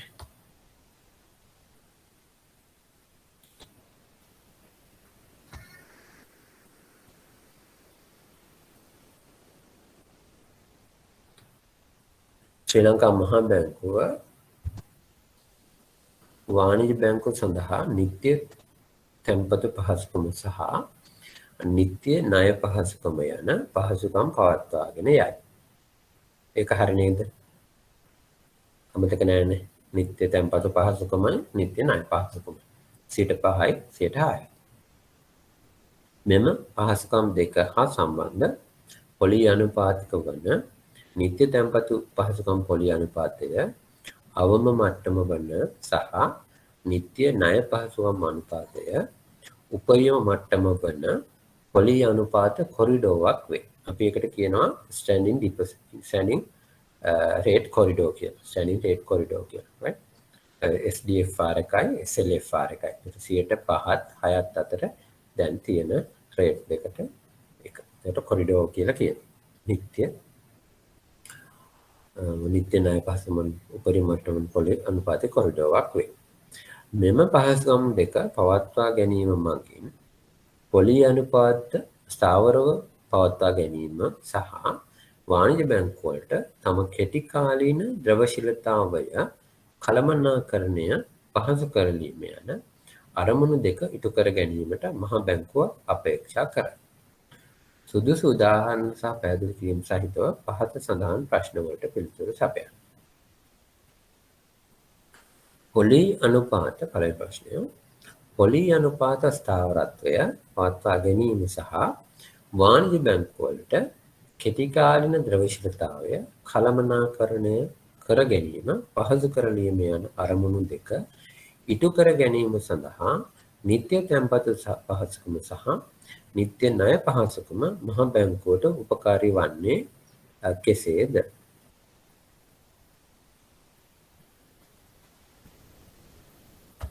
ඒසි ප්‍රශ්න.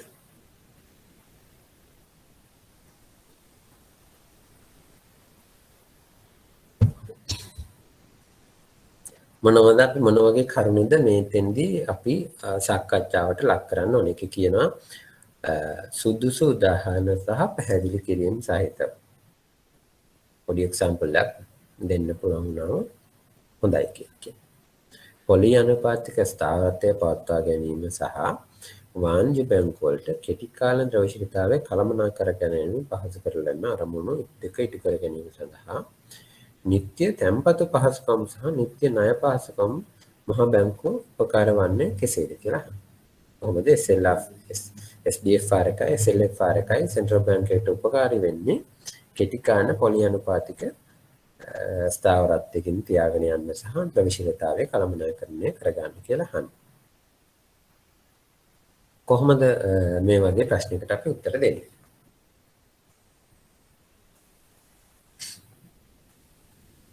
SDFR එකයි SLFR එකයි කියන්නේ මොකක්ද කියන එක ලියන්න වෙනවා එතකොට. right? මොකද SDFR එක කියන්නේ බැංකු පද්ධතිය තුළ තියෙන වැඩිපුර මුදල් අතිරික්තයක් තියෙනවා නම්, ඒ කියන්නේ ද්‍රවශීලතා අතිරික්තයක් තියෙනවා නම්, ඒ අතිරික්තය තැන්පත් කරන්න තියෙන පොලි අනුපාතිකය SDFR. SLFR කියලා කියන්නේ බැංකු පද්ධතිය තුළ ද්‍රවශීලතා හිකකමක් තියෙනවා නම් తాවකාලිකව ඒ ද්‍රවශීලතාවය ලබා ගන්න පුළුවන් පොලි අනුපාතිකය තමයි SLFR එක සෙන්ට්‍රල් බැංක් එකකින් ණයට අරගෙන තුරුකුම්පතක් ඉදිරිපත් කරනවා. එතකොට කෙටි කාලීන ද්‍රවශීලතාවය කළමනාකරණය කරගන්නේ මේ පොලි අනුපාතික කොරිඩෝව පාවිච්චි කරලා. වැඩිපුර තියෙනවා නම් තැන්පත් කරනවා, හිග තියෙනවා නම් ණයට ගන්න. එතකොට එහෙම හැකියාවක් නැත්තම් වෙනද පොලි අනුපාතික දෛනික කෙටි කාණ පොලි අනුපාතික මොන විදියටද හැසිරෙන්නේ? අන්න ඒකට උත්තරයක් දෙන්න ඕනේ ඊට පස්සේ. එතකොට මෙහෙම Tamanට හිගකමක් තියෙන වෙලාවක ඒක හිගකම පියව ගන්න 6ක පොලි අනුපාතිකින් සෙන්ට්‍රල් බැංකුවෙන් ගන්න පුළුවන්කම තියෙනවා නම් සහ Tamanට අතිරික්තයක් තියෙනවා නම් ඒක 5ක පොලි අනුපාතික යටතේ දැන් තැන්පත් කරන්න පුළුවන් නම් අනිවාර්යෙන්ම වෙළඳපොළ කෙටි කාලින පොලි අනුපාතික එතන දෛනික පොලි අනුපාතික රැඳිලා තියෙන්න ඕන මේ කොරිඩෝව ඇතුලේ. හරි? මේ කොරිඩෝව ඇතුලේ. එතකොට මේ ස්ටෑන්ඩික් මේ ඇවිල්ලා නිත්‍ය පහසුකම් අනුපාතික කොරිඩෝ නිත්‍ය පහසුකම් දෙක පාවිච්චි කරලා අපිට කෙටිකාන්න ද්‍රවශීලතාවයේ කළමනාකරණය කර ගැනීම තුළින් හැකියාව ලැබෙනවා සෙන්ට්‍රල් බැංක් එකට කෙටිකාන්න පොලි අනුපාතික අපිට අවශ්‍ය පරිදි රඳවා ගන්න. අන්න ওই ටික තමයි උදාහරණයට එන්නේ. එතකොට මේ දවස්වල ගත්තොත් දැන් තියෙන උදාහරණයක් ගන්න. දැන් 6ට ණය අනුපාතිකයේ තියෙනවා 5ට තැන්පතු අනුපාතිකයේ තියෙනවා සහ වෙළඳ පොලේ තියෙන ද්‍රවශීලතා හිගයක්. එතකොට ද්‍රවශීලතා හිගයක් වෙළඳ පොලේ තියෙන වෙලාවක හැම වෙලාවෙම කෙටිකාන්න පොලි අනුපාතිකය නිත්‍ය පහසුකම් අපේ කොරිඩෝවේ පොලි අනුපාතික කොරිඩෝවේ ඉහළ සීමාවටද යන්නේ පහළ සීමාවට රැඳෙන්නේ. ඉහළ සීමාව. ඉහළ සීමාව. ද්‍රවශීලතා හිගයක් තියෙන වෙලාවට ඉහළ සීමාව. හිගයක් තියෙනවා. එතකොට මේ දවස්වල හිගයක් තියෙනවා. එතකොට අපි කෝල් මාකට් රේට් එක 5.9 අගයක තමයි මේ දවස්වල තියෙන්නේ. එතකොට උදාහරණයකට ගන්න පුළුවන් ඒ වගේ දැන් මේ දවස්වල තියෙන එතකොට වෙළඳ පොළ කෙටි කාලීන පොලි අනුපාතිකය අපේ කොරිඩෝවයි වෙළඳ පොළ පොලි අනුපාත මේ ද්‍රවශීලතා ප්‍රමාණයයි කියන කාරණා දෙක මත තමයි රැඳිලා තියෙන්නේ. එතකොට ඒත් හැබැයි මේ කොරිඩෝවේ ඇතුලේ තමයි උච්චාවචනය වෙන්න පුළුවන්. right? පැහැදිලිද? පළවෙනි ප්‍රශ්නෙට උත්තරේ දෙන්න පුළුවන් නේද?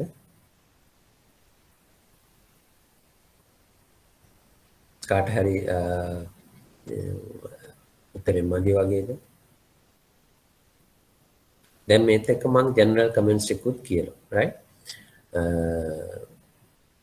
මේ වගේ ප්‍රශ්නයක් දකිනකොට දැන් පළවෙනි ප්‍රශ්නේනේ එන්න මේක දකිනකොට මට මේක හොඳට ලියන්න පුළුවන් කියලා හිතාගෙන පිටු එකමාරක් විතර ලියන්න එපා. මම දකින ගොඩක් පේපර්ස් පළවෙනි එකකට පිටු එකමාරයි දෙවෙනි එකට යනකොට පිටු භාගයක් වෙලා හතරවෙනි කොටසට යනකොට පේලි දෙකක් විතර ලියවෙන්නේ. ලකුණු 5යි හැබැයි එක්කටම හම්බ වෙන්නේ. තේරුණාද? right? ඒකට එක්ක අන්තිම වෙලාව මන්දි වෙලා නැත්නම් කරුණු නැතුව හරි දැන් සම්මේක යට කියන්න තියෙන ඒවා උඩදී කියලා හරි වෙන්න පුළුවන්. ඒ හින්දා දැන් මම මේ හැම වෙලාවෙම ප්‍රශ්නේ සම්පූර්ණ දැන් මම කරේ පළවෙනි ප්‍රශ්නේ විතරක් කියවලානේ. එහෙම නෙමෙයි කරන්නේ. මේකේ ප්‍රශ්න කොටස් 4ම කියවලා තමයි ඔයගොල්ලෝ උත්තර ලියන්න පටන් ගන්නවා. එතකොට මේ පළවෙනි කොටසෙන්ම ඩිරයිව් වෙච්ච දෙවෙනි ප්‍රශ්නයක් තියෙන්න පුළුවන්. එතකොට පළවෙනි ප්‍රශ්නේදී දෙවෙනි ප්‍රශ්නයට අදාළ දේවල් ලියන්න අවශ්‍යතාවයක් නැහැ. ඒ හින්දා ඒක ඔලුවේ තියාගන්න. ඒ වගේම half page වලට වඩා මේ ලකුණු 5ක ප්‍රශ්නයකට මම හිතන්නේ නැහැ මොන්ටි පොලිසි එකේදී ලියන්න ඕනේ කියලා. ඒ කියන්නේ හරිම ස්පෙસિෆික් direct question එකක් තියෙනවා. ඒ direct question එකට direct answer එකක් තියෙනවා. විවේචනාත්මකව ලියන්න තියෙන තැනවලදී පොඩ්ඩක් වැඩිපුර යන්න පුළුවන්. එහෙම අරෙන්න generally monetary policy paper එකේදී හරිම specific answers ටික directly උත්තර දෙන්න පුළුවන් විදියට තමයි එන්නේ. පළවෙනි ප්‍රශ්නේ හැමෝටම පැහැදිලිද? දෙවෙනි ප්‍රශ්නේ බලමු. බැංකු ක්‍රමය තුළ අධිද්‍රවශීලතා තත්ත්වයක්. ඒ කියන්නේ liquidity surplus එක. අධිද්‍රවශීලතා තත්ත්වයක් පවතින්නේ නම් අධිද්‍රවශීලතාවයේ තත්ත්වය අඩු කිරීම තුළින් මුදල් සැපයීම පාලනය සඳහා පොලි අනුපාත කොරිඩෝව කෙසේ වෙනස් කළ යුතුද?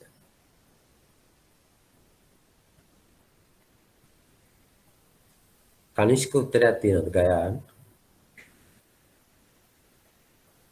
නියම අධිද්‍රවශීලතාවයක් තියෙන අවස්ථාවක පොලි අනුපාත කොරිඩෝ ඉහළ දමන්න. ඉහළ දාන්න පුළුවන්. කනිෂ්කට තව ඇඩ් කරන්න මොනවද තියෙනවද? මට නිකන් ටිකක් බෝරින් වගේ වෙනවා වන් වේ මොනොලොග් එකක් තියෙනකොට ඩයලොග් එකක් තියෙනකොට පොඩි අද පොඩ්ඩක් කට්ටි ගොඩක් සයිලන්ට් හින්දා මට ඉතින් දෙතුන් දිනක් මත යැපෙන්න වෙනවා.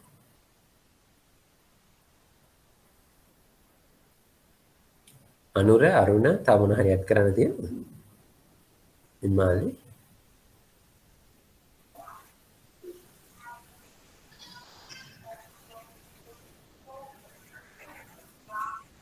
ණයට ගැනීමත් අධෛර්යමත් කරන්න ඕනේ සර්.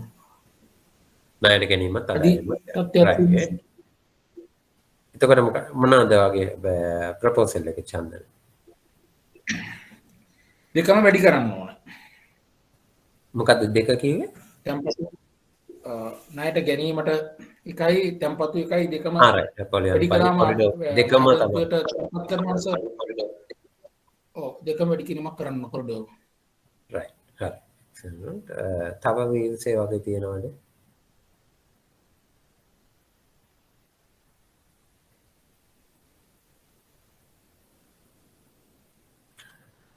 මේ ප්‍රශ්නේදී මගේ පර්සනල් කමෙන්ට් එකක් තියෙනවා. right? අපි ජෙනරලි ලික්විඩිටි දැන් ඔයගොල්ලෝ මතකද? මොනිටරි පොලිසි කිව්වේ මොකක්ද? වචනේ මතකද?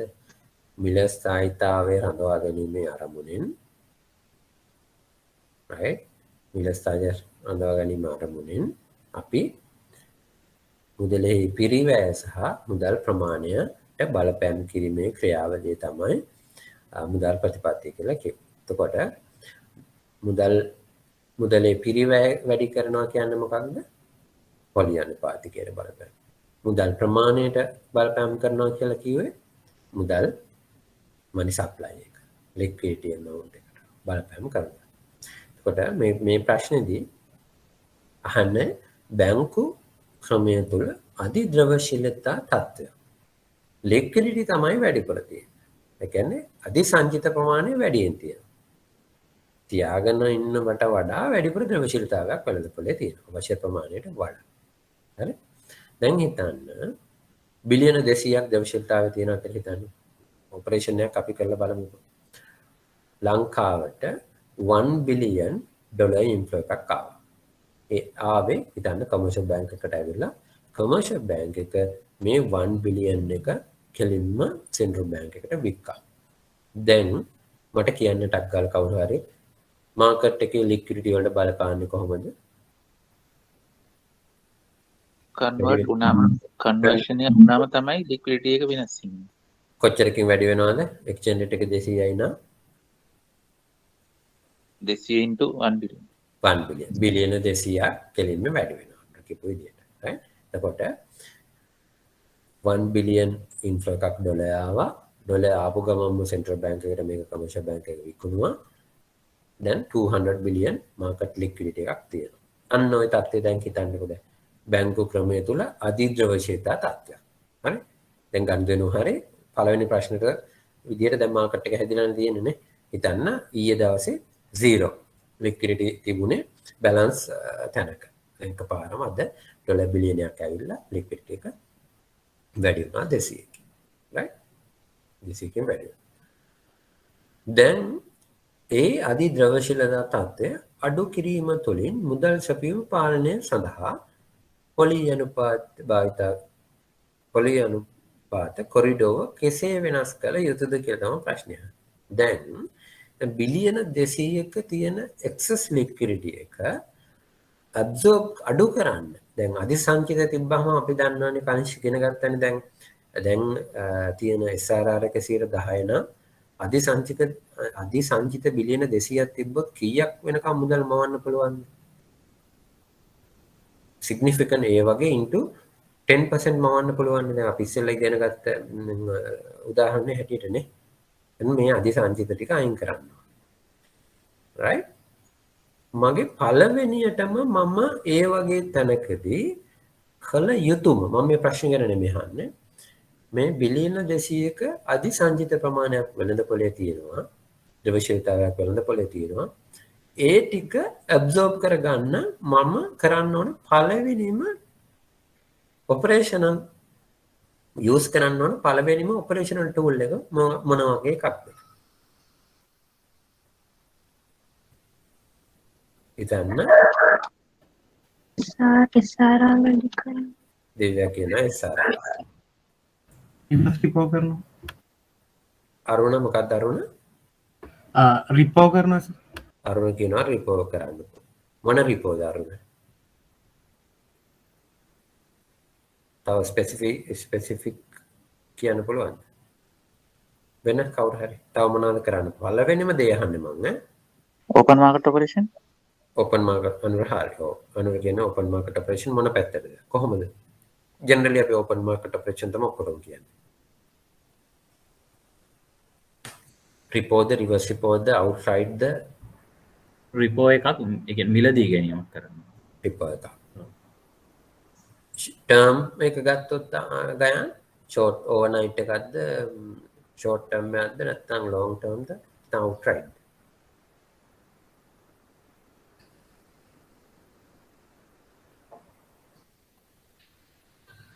ගයන් මොකද්ද කියේ මිලදී ගැනීමක් කියලාද කිව්වේ බාඩාගා කියන්නේ රිපෝ එකක් මිලදී ගැනීම රිපෝ එකක් කරනවා මෙතන දිස නිත්‍ය තැන්පතු අනුපාතිකය ටිකක් වැඩි කරොත් සමහරට අපිට හිතන්න පුළුවන් මේ කමර්ෂල් බැංක් එක සෙන්ට්‍රල් බැංක් එකේ ඩිපොසිට් කරයි කියලා. එහෙම වුණොත් ඒ ද්‍රවශීලතාවය පාලනය කරන්න පුළුවන්. එහෙම වුණේ නැත්නම් අනිත් ටූල්ස් වලට යන්න පුළුවන්. ඒ කියන්නේ අපිට එහෙම නැති වුණොත් විවට වෙළඳපොළ කටයුතු වලට ගිහිල්ලා අවශෝෂණය කරන්න පුළුවන්. එහෙමත් හරි ගියේ නැත්නම් ව්‍යවස්ථාපිත සංචිත අනුපාතිකය වැඩි කරන්න පුළුවන්. අපි මෙහෙම හිතමු. දැන් අපි ඉගෙන ගත්තනේ. ඉන්ට්‍රස්ට් රේට් කොරිඩෝර් එක ඉගෙන ගත්තා. ඉන්ට්‍රස්ට් රේට් වැඩි කරපු හැටිය පාස් ත්‍රූ එක කොයි වගේද වෙන්නේ? දැන් එකින් එක හිතුවා. මම අද 5ට තියෙන ඩිපොසිට් රේට් එක 6 කරලා 1% ඉන්ක්‍රීස් එකක් කරනවා. 6ට තියෙන ලෙන්ඩින් රේට් එක 7 කරනවා. right? දැන් ඔයගොල්ලෝ හිතන්න එක එකනා මම ඒ කියන්නේ 100 basis point interest rate hike එකක් කරා. hike එකක් interest rate hike කරාට පස්සේ මාකට් එකට කොහොමද මේක හිමීට ට්‍රාන්ස්මිට් වෙන්නේ කියලා කවුරු හරි මට කියන්න. හෙට දවසේ මොකද්ද වෙන්නේ? ඔග අකංශ. බැංකුවල පොලි අනුපාතයෙන් උන් ඒ හා සමානුපාතිකව වැඩි වෙනවා. කොහොමද වැඩි වෙන්නේ? කොතනින්ද පටන් ගන්නෙ? මුලින්ම වැඩි වෙන්නේ මොනවා වගේකද්ද? කෙටි කාලින ඕවර්නයිට් ඉන්ට්‍රස්ට් රේට් එක වැඩි වෙනවා පොලිසි අනුපාතයට සාපේක්ෂව වැඩි කරපු දවසේම වැඩි වෙනවා ඒක ඔයගොල්ලෝ දැක්කාර අපේ පොලිසි රේට් කොරිඩෝර් හරි ඊට පස්සේ වැඩි වෙන්නේ මොකද්ද ඔයගොල්ලෝ මොනවද කරන්නේ ඉන්ටර්නලි දැන් පහුගිය පොලිසි අනුපාතික වැඩි කරාට පස්සේ ඔයගොල්ලෝ කරපු දේවල් ටිකක් කියන්න බලන්න හිතලා මාකට් එක ඔයාලගේ තියෙන රේට්ස් වලින් මොනවද වැඩි කරේ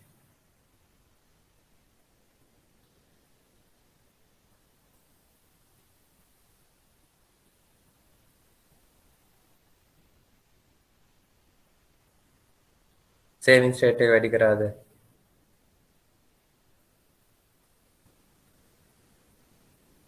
FD rate එක වැඩි කරා FD rate එක වැඩි කරා right තැන්පතු fixed deposits වල තැන්පතු අනුපාතික වැඩි කරා හරි තැන්පතු ඒක වාගේ මොකක්ද වෙන්නේ funds mobilize කරන ප්‍රධානම tool එක තමයි deposits right deposit වැඩි කරලා ඊට පස්සේ වා මොකද්ද කරන්නේ deposit වලට යන cost එක යන්නේ cost of funds වලට ආගේ මොකද වෙන්නේ බැංකුව වල වැඩි වෙනවා එකෙන් එක ඔලුවට දාගන්න මුලින්ම වැඩි වුණා interbank interest rate එක ඊට පස්සේ AWPR එකත් එහෙම වැඩි වෙනවා ඊට පස්සේ ඔයගොල්ලෝගේ deposit rate එකට මොකද වෙන්නේ ඔයගොල්ලෝ වැඩි කරන්න ඕන නැත්නම් attract කරගන්න බෑනේ depositors attract මොකද අනිත් කවුරු හරි competitive විදිහට වැඩි කරපු හැටිය ඔයගොල්ලෝගේ deposits අනිත් පැත්තට යනවා එහෙනම් market එකේ generally deposit rate adjustment එකක් වෙනවා deposit rate වැඩි වෙනකොට ඒ කියන්නේ ඔයගොල්ලෝගේ cost of funds මොකද වෙන්නේ වැඩි වෙනවා හරි cost of funds වැඩි වෙනවා එතකොට ඔයගොල්ලන්ට ඉස්සරට වගේ low rate එකට ණය දෙන්න පුළුවන්ද බැරි වෙනවා එතකොට ඔයගොල්ලෝ මොකද කරන්නේ lending rate එක චුට්ට වැඩි කරන්න පටන් ගන්නවා right ඒකට cost of funds වැඩි වුණා lending rate එක වැඩි වෙන්න පටන් ගන්නවා දැන් මොකද වෙන්නේ lending rate එක වැඩි වෙනකොට මුදල් සැපයීමට ණයට මොකද වෙන්නේ ණය ඉල්ලුම අඩු වෙන හින්දා ද්‍රවශීලතාවය අඩු වෙනවා මාකට් එකේ ද්‍රවශීලතාවය දැම්ම ගාව ගන්න එපා right ණය ඉල්ලුම අඩු වෙනකොට මුලින්ම ණය පොලි අනුපාතික වැඩි වෙනකොට ණය වලට තියෙන ඉල්ලුම කනිෂ්ක විදිහට අඩු වෙනවා හරිනේ නේ 105ට පොලි අනුපාතිකයේ තියෙනකොට ඔයගොල්ලන්ට ගන්න පුළුවන් ණය ප්‍රමාණය 8ක් 7ක් වුණාම ණය ගන්න ප්‍රමාණය වෙනස්. right? දැන් ආපහු මගේ උදාහරණයට යන්න. දැන් මම කිව්වේ එකපාරම ඩොලර් බිලියනයක් ඇවිල්ලා අද මාකට් එකේ ලික්විඩිටි එක බිලියන 200කින් වැඩි වුණා. right? දැන් ආයෙත් කියන්න මම පළවෙනියට පාවිච්චි කරන්න ඕනේ කනිෂ්ක ඉන්ට්‍රස්ට් රේට් වැඩි කරන එකද නැත්නම් වෙන මොකක් හරිද? නෑ ඒක අන්තිමටම අන්තිම ඔප්ෂන් එක. හරි ඒක අන්තිම. එතකොට ගයානුයි දිව්‍යයි කියපු විදිහට අපිට අනුත් කිව්වා කියපු විදිහට අනුයි දෙන්නත් කිව්වා කියපු විදිහට අපි ඉස්සෙල්ලා ලික්විඩිටි ඉෂුව එක තමයි ඇඩ්‍රස් කරන්නේ. හරි ලික්විඩිටි ඉෂුව එක. එතකොට අපි ළඟ ටූල්ස් තියෙන ඒ වගේම පාවිච්චි කරන්න ඕන මේ ද්‍රවශීල වැඩිපුර තියෙන ද්‍රවශීලතාවය එකපාරම උකහා ගන්න ක්‍රමයක්. ඒක පාවිච්චි කරලා තමයි ඊළඟ ස්ටෙප්ස් වලට යන්නේ. right? පළවෙනි ස්ටෙප් එක වෙනවා කොට මේක permanent SRR මේ liquidity inject එකක් ඉඳලා අපිට යන්න පුළුවන් SRR adjustment එකක. නමුත් මේක asymmetric distribution එකක් liquidity ද්‍රවශීලතාවයේ හැමෝටම සමානව බෙදලා නැති ගොඩක් බැංකු නෙගටිව් ලෙවල් එකේ ඉන්න වෙලාවක පොසිටිව් එකේ ඉන්න කෙනෙකුට තව ද්‍රවශීලතාවය හම්බුනාම SRR වැඩි කළා. එතකොට මාකට් එකේ ලොකු මොකද්ද මේ unfair නේ. කෙනෙක් ද්‍රවශීලතාවයෙන් අතිරික්ත වෙලා ඉන්නවා. තව කෙනෙක් හොඳටම ඉගයක් ඉන්න. ඒ වගේලා වෙලාවක SRR change වෙනවා කියන්නේ මාකට් එකට මේ ඉෆෙක්ට් එක හොඳ නැහැ. හරි? level playing field එකක් නෙමෙයි ඒ වෙලාවේ නිර්මාණය වෙන්නේ. ඒ හින්දා SRR එක ඒ වෙලාවේ just වෙන්නේ නැති වෙනවා. හැබැයි ඒ වෙනුවට කරන්න පුළුවන් දෙයක් තමයි අපිට outright sale එකකට යන්න පුළුවන්. right? එහෙම වෙනුවට SRR එක නැත්තම්. outright sale ඒ කියන්නේ අපේ තියෙන භාණ්ඩාගාර බිල් තොගෙන් බිලියන 200ක් permanent base එකෙන් අපි විකුණනවා. හරි? එතකොට භාණ්ඩාගාර central bank එකේ balance sheet එකෙන් භාණ්ඩාගාර බිල් පත් ටික එළියට ගිහිල්ලා අර අධිද්‍රව්‍යශීලතා තත්ත්වය අයින් කර ගන්න පුළුවන්. එතකොට open market අනුර කියපු විදිහට open market operation එකක් තමයි අපිට මේ ඒ වගේ වෙලාවක හරියන්නේ. හැබැයි liquidity across ඔක්කොගෙම වෙනස් වෙලා වැඩි වෙන්න තියෙනවා නම් ඒ වෙලාවට SRR adjustment එකක් කරන්න පුළුවන්. right? එතකොට SRR adjustment එකක් කරොත් එහෙම දැන් හිතන්න දැන් SRR adjustment එක දැන් තියෙන හතර තියෙනක මම පහ කරා කියලා හිතන්නකො. එතකොට ඔයගොල්ලෝගේ cost of funds වලට මොකද වෙන්නේ ආයේ? වැඩි වෙනවා. හරි cost of funds වැඩි වෙනවා. දැන් ඔයගොල්ලන්ට ඉස්සර 96කට කියන්නේ රුපියල් 96කට interest rate ලබා ගන්න පුළුවන් ඉන්වෙස්ට්මන්ට් එකක් කරන්න පුළුවන් එක දැන් තව අඩු වෙනවා. ඔයගොල්ලෝ SRR එකට සල්ලි දෙන්නට පස්සේ ඒක ඉන්ට්‍රස්ට් එකක් පේ කරන්නේ නැහැ. right? ඒක cost of funds වැඩි වෙනවා ඒ පැත්තේ. හොඳයි SRR එකක් ගියොත්. එතකොට පළවෙනි එක තමයි අර වගේ මේ liquidity එක වැඩි වෙන්න විදිහ දිහා බලන්න. වැඩි උනේ කොහොමද? දිහා බලලා ද්‍රවශීලතාවය absorb කර ගැනීම තමයි පළවෙනි tool එක බවට පත් වෙන්නේ. ඊට පස්සේ තමයි practically මම කියන්නේ. හොඳයි practical. ඊට පස්සේ තමයි අපි ඒක තවදුරටත් එහෙම absorb කරගෙන ණය තව ප්‍රසාරණයක් මුදල් සැපයීමක් වෙනවා නම් එතෙන්දී අපි අනිවාර්යයෙන්ම policy rate adjustment එකකට යන්න. right? ඒතකොට මේකෙදි මේ ප්‍රශ්නේදී අහන්නේ අර මුකුත් ප්‍රධාන practically පාවිච්චි කරන විදිය අමතක කරලා policy rates කොයි පැත්තටද හැරෙන්න ඕනේ කියලා. ඒතකොට ඒකට ඔයගොල්ලෝගේ උත්තරේ හරි. policy rate වැඩි කරන්නයි ඕන. ඒක cost of fund වැඩි කරනවා. එතකොට තියෙන demand එක අඩු වෙලා ණය ප්‍රසාරණය අඩු කරගන්න පුළුවන්. right? එතකොට කොහොමද පොඩි අනුපාතික කොරිඩෝර් වෙනස් කරනවා නම් වෙනස් කරන්න ඕනේ වැඩි උඩට. parallel shift එකක් උඩට යන්න ඕන. එතකොට විතරයි මේක හරියන්නේ. නමුත් ප්‍රායෝගිකව පොලි අනුපාතික adjust කරන්න ඉස්සර වෙලා අර අධිද්‍රවශීලතාවය උකහා ගන්න දේවල් ටික කරලා තමයි ඉන්නවා. එතකොට මේක පූර්ණම් ප්‍රශ්නය. හැමෝටම පැහැදිලි නේද? රෂනලි හිතන්න හැම වෙලාවම රෂනල් එකක් එක්ක හිතන්න. එතකොට ඔයාලට තේරුම් ගන්න පුළුවන්. වාණිජ බැංකු වලට තම කෙටි කාලීන ද්‍රව්‍යශීලතා අවශ්‍යතා සපුරා ගැනීම සඳහා නිත්‍ය තැන්පතු පහසුකම් සහ නිත්‍ය ණය පහසුකම් භාවිතා කිරීම වෙනුවට භාවිතා කළ හැකි විකල්ප මූලාශ්‍ර මොනවාද? ඒක ඔයගොල්ලෝ දන්නවා. ඒකට උත්තරයක් දෙන්නකෝ. අන්තර්බැංකු ඒක්ෂණ වෙළඳපොලින් ගන්න පුළුවන් සර්. හරි. වෙන ඉන්ටර් බැංකයෙන් ගන්න පුළුවන්. වෙන මොනවාද අය කරන්න පුළුවන්?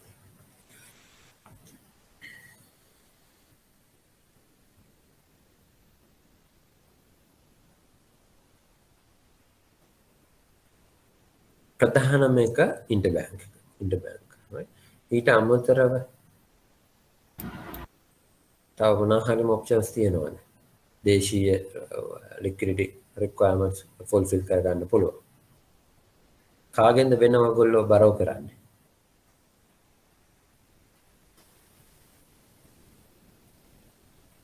ප්‍රතිමිලදී ගැනීම ගනුදෙනුවක් කරන්න පුළුවන් සර්. පුළුවන්. රිවර්ස් රිපෝ එකක් ඉන්ටර් බැංක් එකේදී ඔයගොල්ලන්ට කරන්න පුළුවන්. right.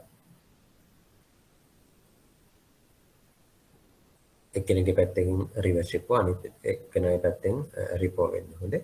ඒක මතක තියාගන්න. තමන් ගැලපෙන විදිහට ඒ නම් හදා ගන්න ඕන. තමන්ට මුදල් හිකකමක් තියෙනවා නම් මුදල් ගන්නයි. එතකොට තමන් කරන්න ඕන රිපෝ එකක්. තමන්ට මුදල් හිකකමක් තියෙනවා නම් තමන්ට අතිරික්තයක් තියෙනවා නම් තමන්ගේ පැත්තෙන් රිවර්ස් රිපෝ එකක්. වෙන මොනවද කරන්න පුළුවන්? open market operation කරගන්න පුළුවන්. interbank open market operation එක interbank එකේ. right? රිපෝ හරි රිවර්ස් රිපෝ හරි interbank එකේ කරන්න පුළුවන්. අන්තර්බැංකු ඒක්ෂණ වෙළඳපොලෙන් ගන්න පුළුවන්. වෙන ඔයගොල්ලන්ට ද්‍රව්‍යශීලතාවය ගන්න පුළුවන් තරම් ක්‍රමයක් තියෙනවා. SDF SLFR වල දෙන්නේ නැතුව.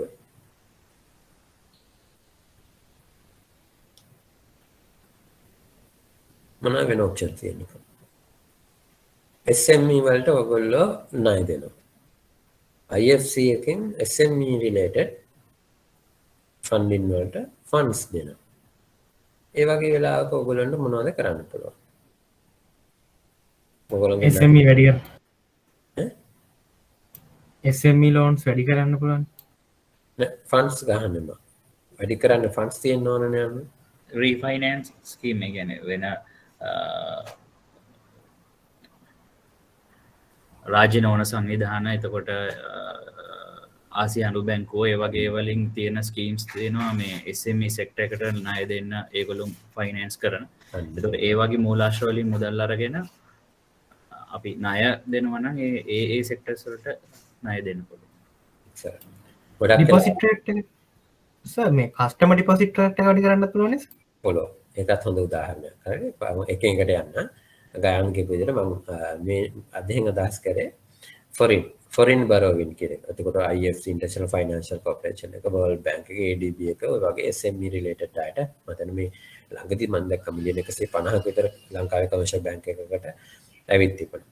ඒ වගේ borrowings අපි targeted borrowings තියෙනවා නම් ඒ වගේ ගත්තොත් කොහොමද liquidity වලට බලපාන්නේ? ඒ ඩොලර්ස් ටික සෙන්ට්‍රල් බැංක් එකට සෙල් කරලා තමන්ට ඕන ඩොලර්ස් රුපියල් ප්‍රමාණය ගන්න පුළුවන්. right? ඊට අමතරව අරුණ හොඳ පොයින්ට් එකක් මතු කරේ. දැනට ඔයගොල්ලන්ට මතක ඇති මම එදත් කිව්වා 2020 අවුරුද්දේ currency in circulation වැඩි වුණා බිලියන 156කින්. මේ අවුරුද්දේ මේ දක්වා බිලියන 130කින් විතර වැඩි වෙලා තියෙනවා. හරි? සාමාන්‍යයෙන් වෙන්නේ අවුරුද්දකට වැඩි වෙන්නේ 20යි 30යි විතර. හරි? බිලියන 20ක් 30ක් වැඩි වෙනවා ග්‍රැජුවල් අවුරුද්ද ඇතුලේ. ඒකල්ල ඒ වැඩි වෙච්ච කියන්නේ අවුරුදු කාලයට වැඩි වෙනවා බිලියන 150කට. ඒ ප්‍රමාණය අවුරුද්දෙන් පස්සේ ආයෙ එනවා. හැබැයි මේ සැරේ පැන්ඩමික් එකයි අවුරුදුයි කාලේ ගියපු මුදල් ප්‍රමාණය නැවත බැංකු පද්ධතියට තැන්පතු විදියට ආවේ නැහැ.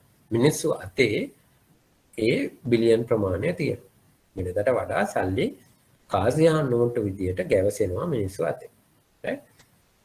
එතකොට ඒකට එක හේතුවක් තමයි ඔයගොල්ලන්ට කිසිම මේ මොටිවේෂන් එකක් නැහැ මේ අඩු පොලි අනුපාතිකයක් තියෙද්දි කෑෂ් ගෙනල්ලා තැන්පත් කරලා න සේවින්ස් account එකේ. මොකද opportunity cost එක බොහොම අඩුයි.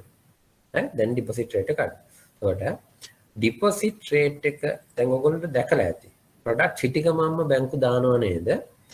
මේ 1 month එක 3 months FD rate එකටත් වඩා වැඩි. ඒ වගේ මේ ඇඩ්වර්ටයිස් කරනවා දැකලා තියෙනව නේද? හිටි ගමන් මම 1 month 6% දෙනවා කියලා කවුරු හරි දැම්මොත් එහෙම. හරි? ටංගාලාර සේවිංස් වල තියෙනවා වෙන්න පුළුවන්. තව FD වල වෙන බැංකුවක තිබ්බේව වෙන්න පුළුවන්. නැත්තම් තමන්ගේ අතේ තියෙන කාසිහා නෝට්ටු මොකද වෙන්නේ? FD විදිහට කන්වර්ට් වෙලා යනවා. හරි? කන්වර්ට් වෙලා යනවා. එතකොට ඔය කාසිහා නෝට්ටු තොගයක් වෙනද පොලේ මහජනතාව සතුව තියාගෙන ඉන්නවා. අතේ තියෙනවා. ඒ මුදල් තොගය ඇට්‍රැක්ට් කරගත්තොත් වෙළඳපොළ ද්‍රව්‍යශීලතාවයත් වැඩි වෙනවා. හරි? කාසිහා නෝට්ටු ඔයගොල්ලෝගේ අතේ තියෙනකොට ඒක වෙළඳපොළ ද්‍රව්‍යශීලතාවයක් නෙමෙයි. ඒක ඔයාගේ ලික්විඩිටි. කස්ටමර්ට බඩු ගන්න පුළුවන් ගිහිල්ලා කඩෙන්. නමුත් බැංකු පද්ධතියේ ද්‍රව්‍යශීලතාවය කියන්නේ බැංක් account balances පාවිච්චි කරලා අපි හදන්නේ. right? ඒකට deposit rate එක වැඩි වුණා අර ඔයගොල්ලෝගේ කැටවලයි කොහේ හරි තියෙන රුපියල් කාසිහා නෝට්ටු ප්‍රමාණය බැංකු පද්ධතිය තුළට එන්න පුළුවන්. එතකොට ද්‍රව්‍යශීලතාවය වැඩි වෙනවා. ඔය කාරණා තමයි ප්‍රධාන වශයෙන්ම තමන්ගේ ක්‍රිටිකාරන් ද්‍රව්‍යශීලතාවය මඟ හරවා ගන්න පුළුවන් අපි ළඟට එන්නේ නැති ක්‍රම. හරි නේද? පැහැදිලිද හැමෝටම කාරණා තුනම?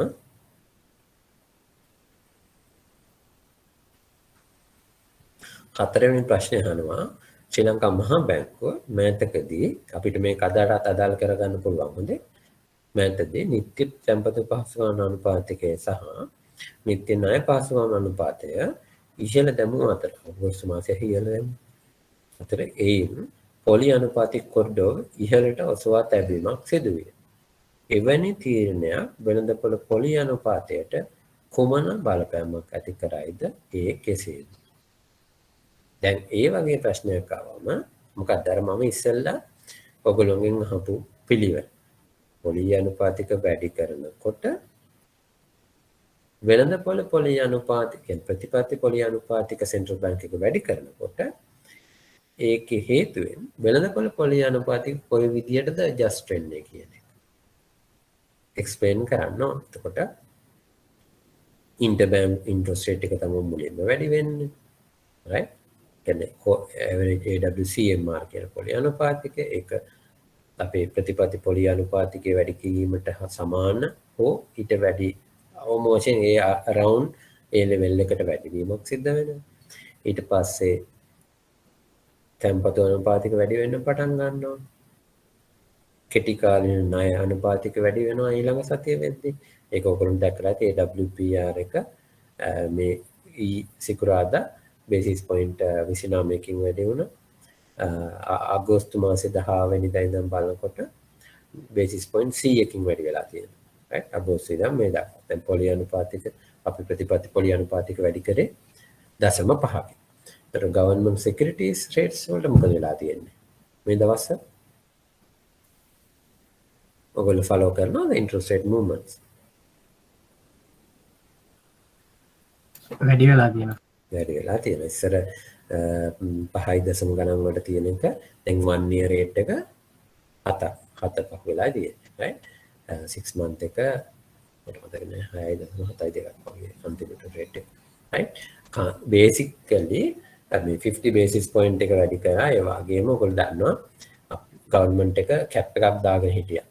maximum interest rate cap එකක් දාගෙන තිබුණා treasury bill rates වලට. right?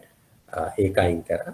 ඒකත් එක්කම මේ basis point 200කින් ඒ කියන 2%කට විතර පොලි අනුපාතික රජයේ සුරුකුම්පත් වල වෙනස් වීමක් මේ දවස් ටිකේ වෙලා තියෙනවා. right? එතකොට දැන් මේ ප්‍රශ්නේ පරණ වුණාට ඒ ප්‍රශ්නේ අදට ගැලපෙම වෙන දෙන උත්තරේ තමයි මම මේ කතා කරේ. ඔළුවට දා ගන්න ඕනේ මේ වගේ මැක්‍රෝ ලෙවල්. එතකොට deposit rate මුලින්ම interbank rates වැඩි වෙනවා. ඊට පස්සේ deposit rates වැඩි වෙනවා. ඊපස්සේ කෙටි කාලින ණය පොලි අනුපාතික වැඩි වෙනවා. interest rate වැඩි වෙනවා කියන sentiment එක market එකේ build up වෙනවා. රජයේ සුරුකුම්පත් වල yield curve එක particularly short term yield curve එක කියන්නේ කෙටි කාලේ ඵලදාව වක්‍රයේ කෙටි කාලින හරය adjust වෙනවා upwards parallel shift එකක් වෙන්න පුළුවන්. right? එතකොට ඒකේ හේතුව මොකද වෙන්නේ? cost of funds මුදල් පිරිවැය වැඩි වෙනවා. ණය ගන්න එක ක්‍රමයෙන් අධෛර්යමත් වෙනවා. right? ණය පිරිවැය වැඩි වෙන හින්දා ඒතකොට රජයේ ණය ගැනීමට දරන පිරිවැය ඒ විදිහටම වැඩි වෙනවා. මොකද රජය සාමාන්‍යයෙන් පොලි අනුපාතයකට එච්චරම සෙන්සිටිව් නැහැ. මොකද එක්ස්පෙන්ඩිචර් ටික මීට් කරන්න තියෙන හින්දා. right? එතකොට පොලි අනුපාතයක වැඩි වෙනකොට රජයේ වියදමත් ඒ විදිහටම වැඩි වෙනවා. එතකොට ඒක තව ඉස්සරහට ගියාම මොකද වෙන්නේ? පොලි අනුපාතයක වැඩි වෙනකොට ආයෝජන පැත්ත මොකද වෙන්නේ? අඩු වෙනවා. ආයෝජන පැත්ත අඩු වෙනවා. right? මොකද cost එක වැඩි. හරි cost එක වැඩි. අපි transmission mechanism එක වෙනමම ඉගෙන ගන්නවා කොහොමද central bank එක අපේ ප්‍රතිපාදේ පොලි අනුපාතික වෙනස් කරනකොට ඒක වෙළඳපොළ පොලි අනුපාතික වලට කියන්නේ අපේ ultimate objective එක price stability. අන්න එතෙන්ට යනකම් transmit වෙන පිළිවෙල. right? අපි equation එකෙන් මම සරලව ඔයගොල්ලන්ට කියලා දෙන්නම් කොහොමද මේක මේ සිද්ධ වෙන්නේ කියන එක. right? ඒ ප්‍රශ්නේ ඉතා හොඳ ප්‍රශ්නයක් මේ කාලෙටත් ගැලපෙන. හරි. ඔයගොල්ලෝ පුළුවන්කමක් තියෙනවා නම් මේ 2019 මාර්තු මේ පස්වෙනි ප්‍රශ්නෙට උත්තර ලියලා එක්ක WhatsApp කරන්න හරි එවන්න මම බලලා කියන්නම් මොනවද අඩුපාඩු සහ කොහොමද වෙන්නේ කියලා. එහෙම නැත්නම් ඔයගොල්ලන්ට තව දෙයක් තියෙනවා මට මතක හැටියට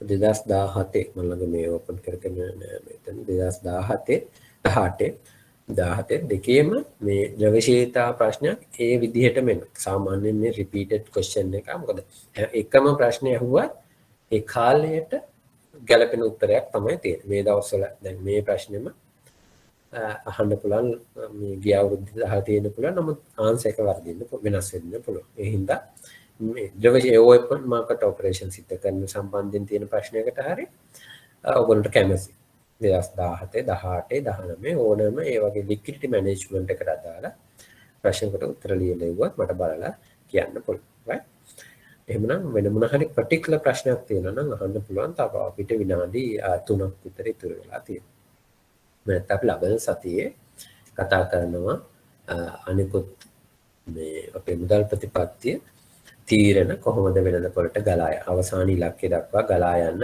ඒ ෆ්ලෝ එක අපි ඒකට කියනවා monetary policy transmission mechanism මුදල් ප්‍රතිපත්ති සම්ප්‍රේෂණ ක්‍රියාවලිය ඒක අපි ඉගෙන ගන්න පුළුවන් මේ ලබන සතියේ එනම් ප්‍රශ්නයක් තියෙනවා නම් අහන්න පුළුවන් තව විනාඩි දෙකක් තුනක් තියෙන හින්දා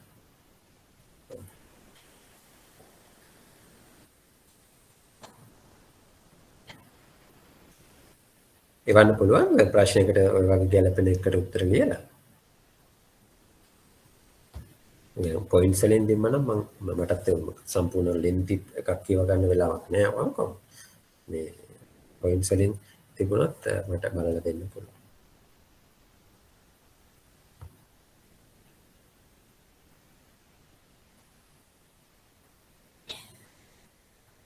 right ප්‍රශ්න නැත්නම් අපි නවත්තන්න පුළුවන් හරි ලබන සතියේත් අපි ඉරිදා උදේ 8ට හම්බ වෙමු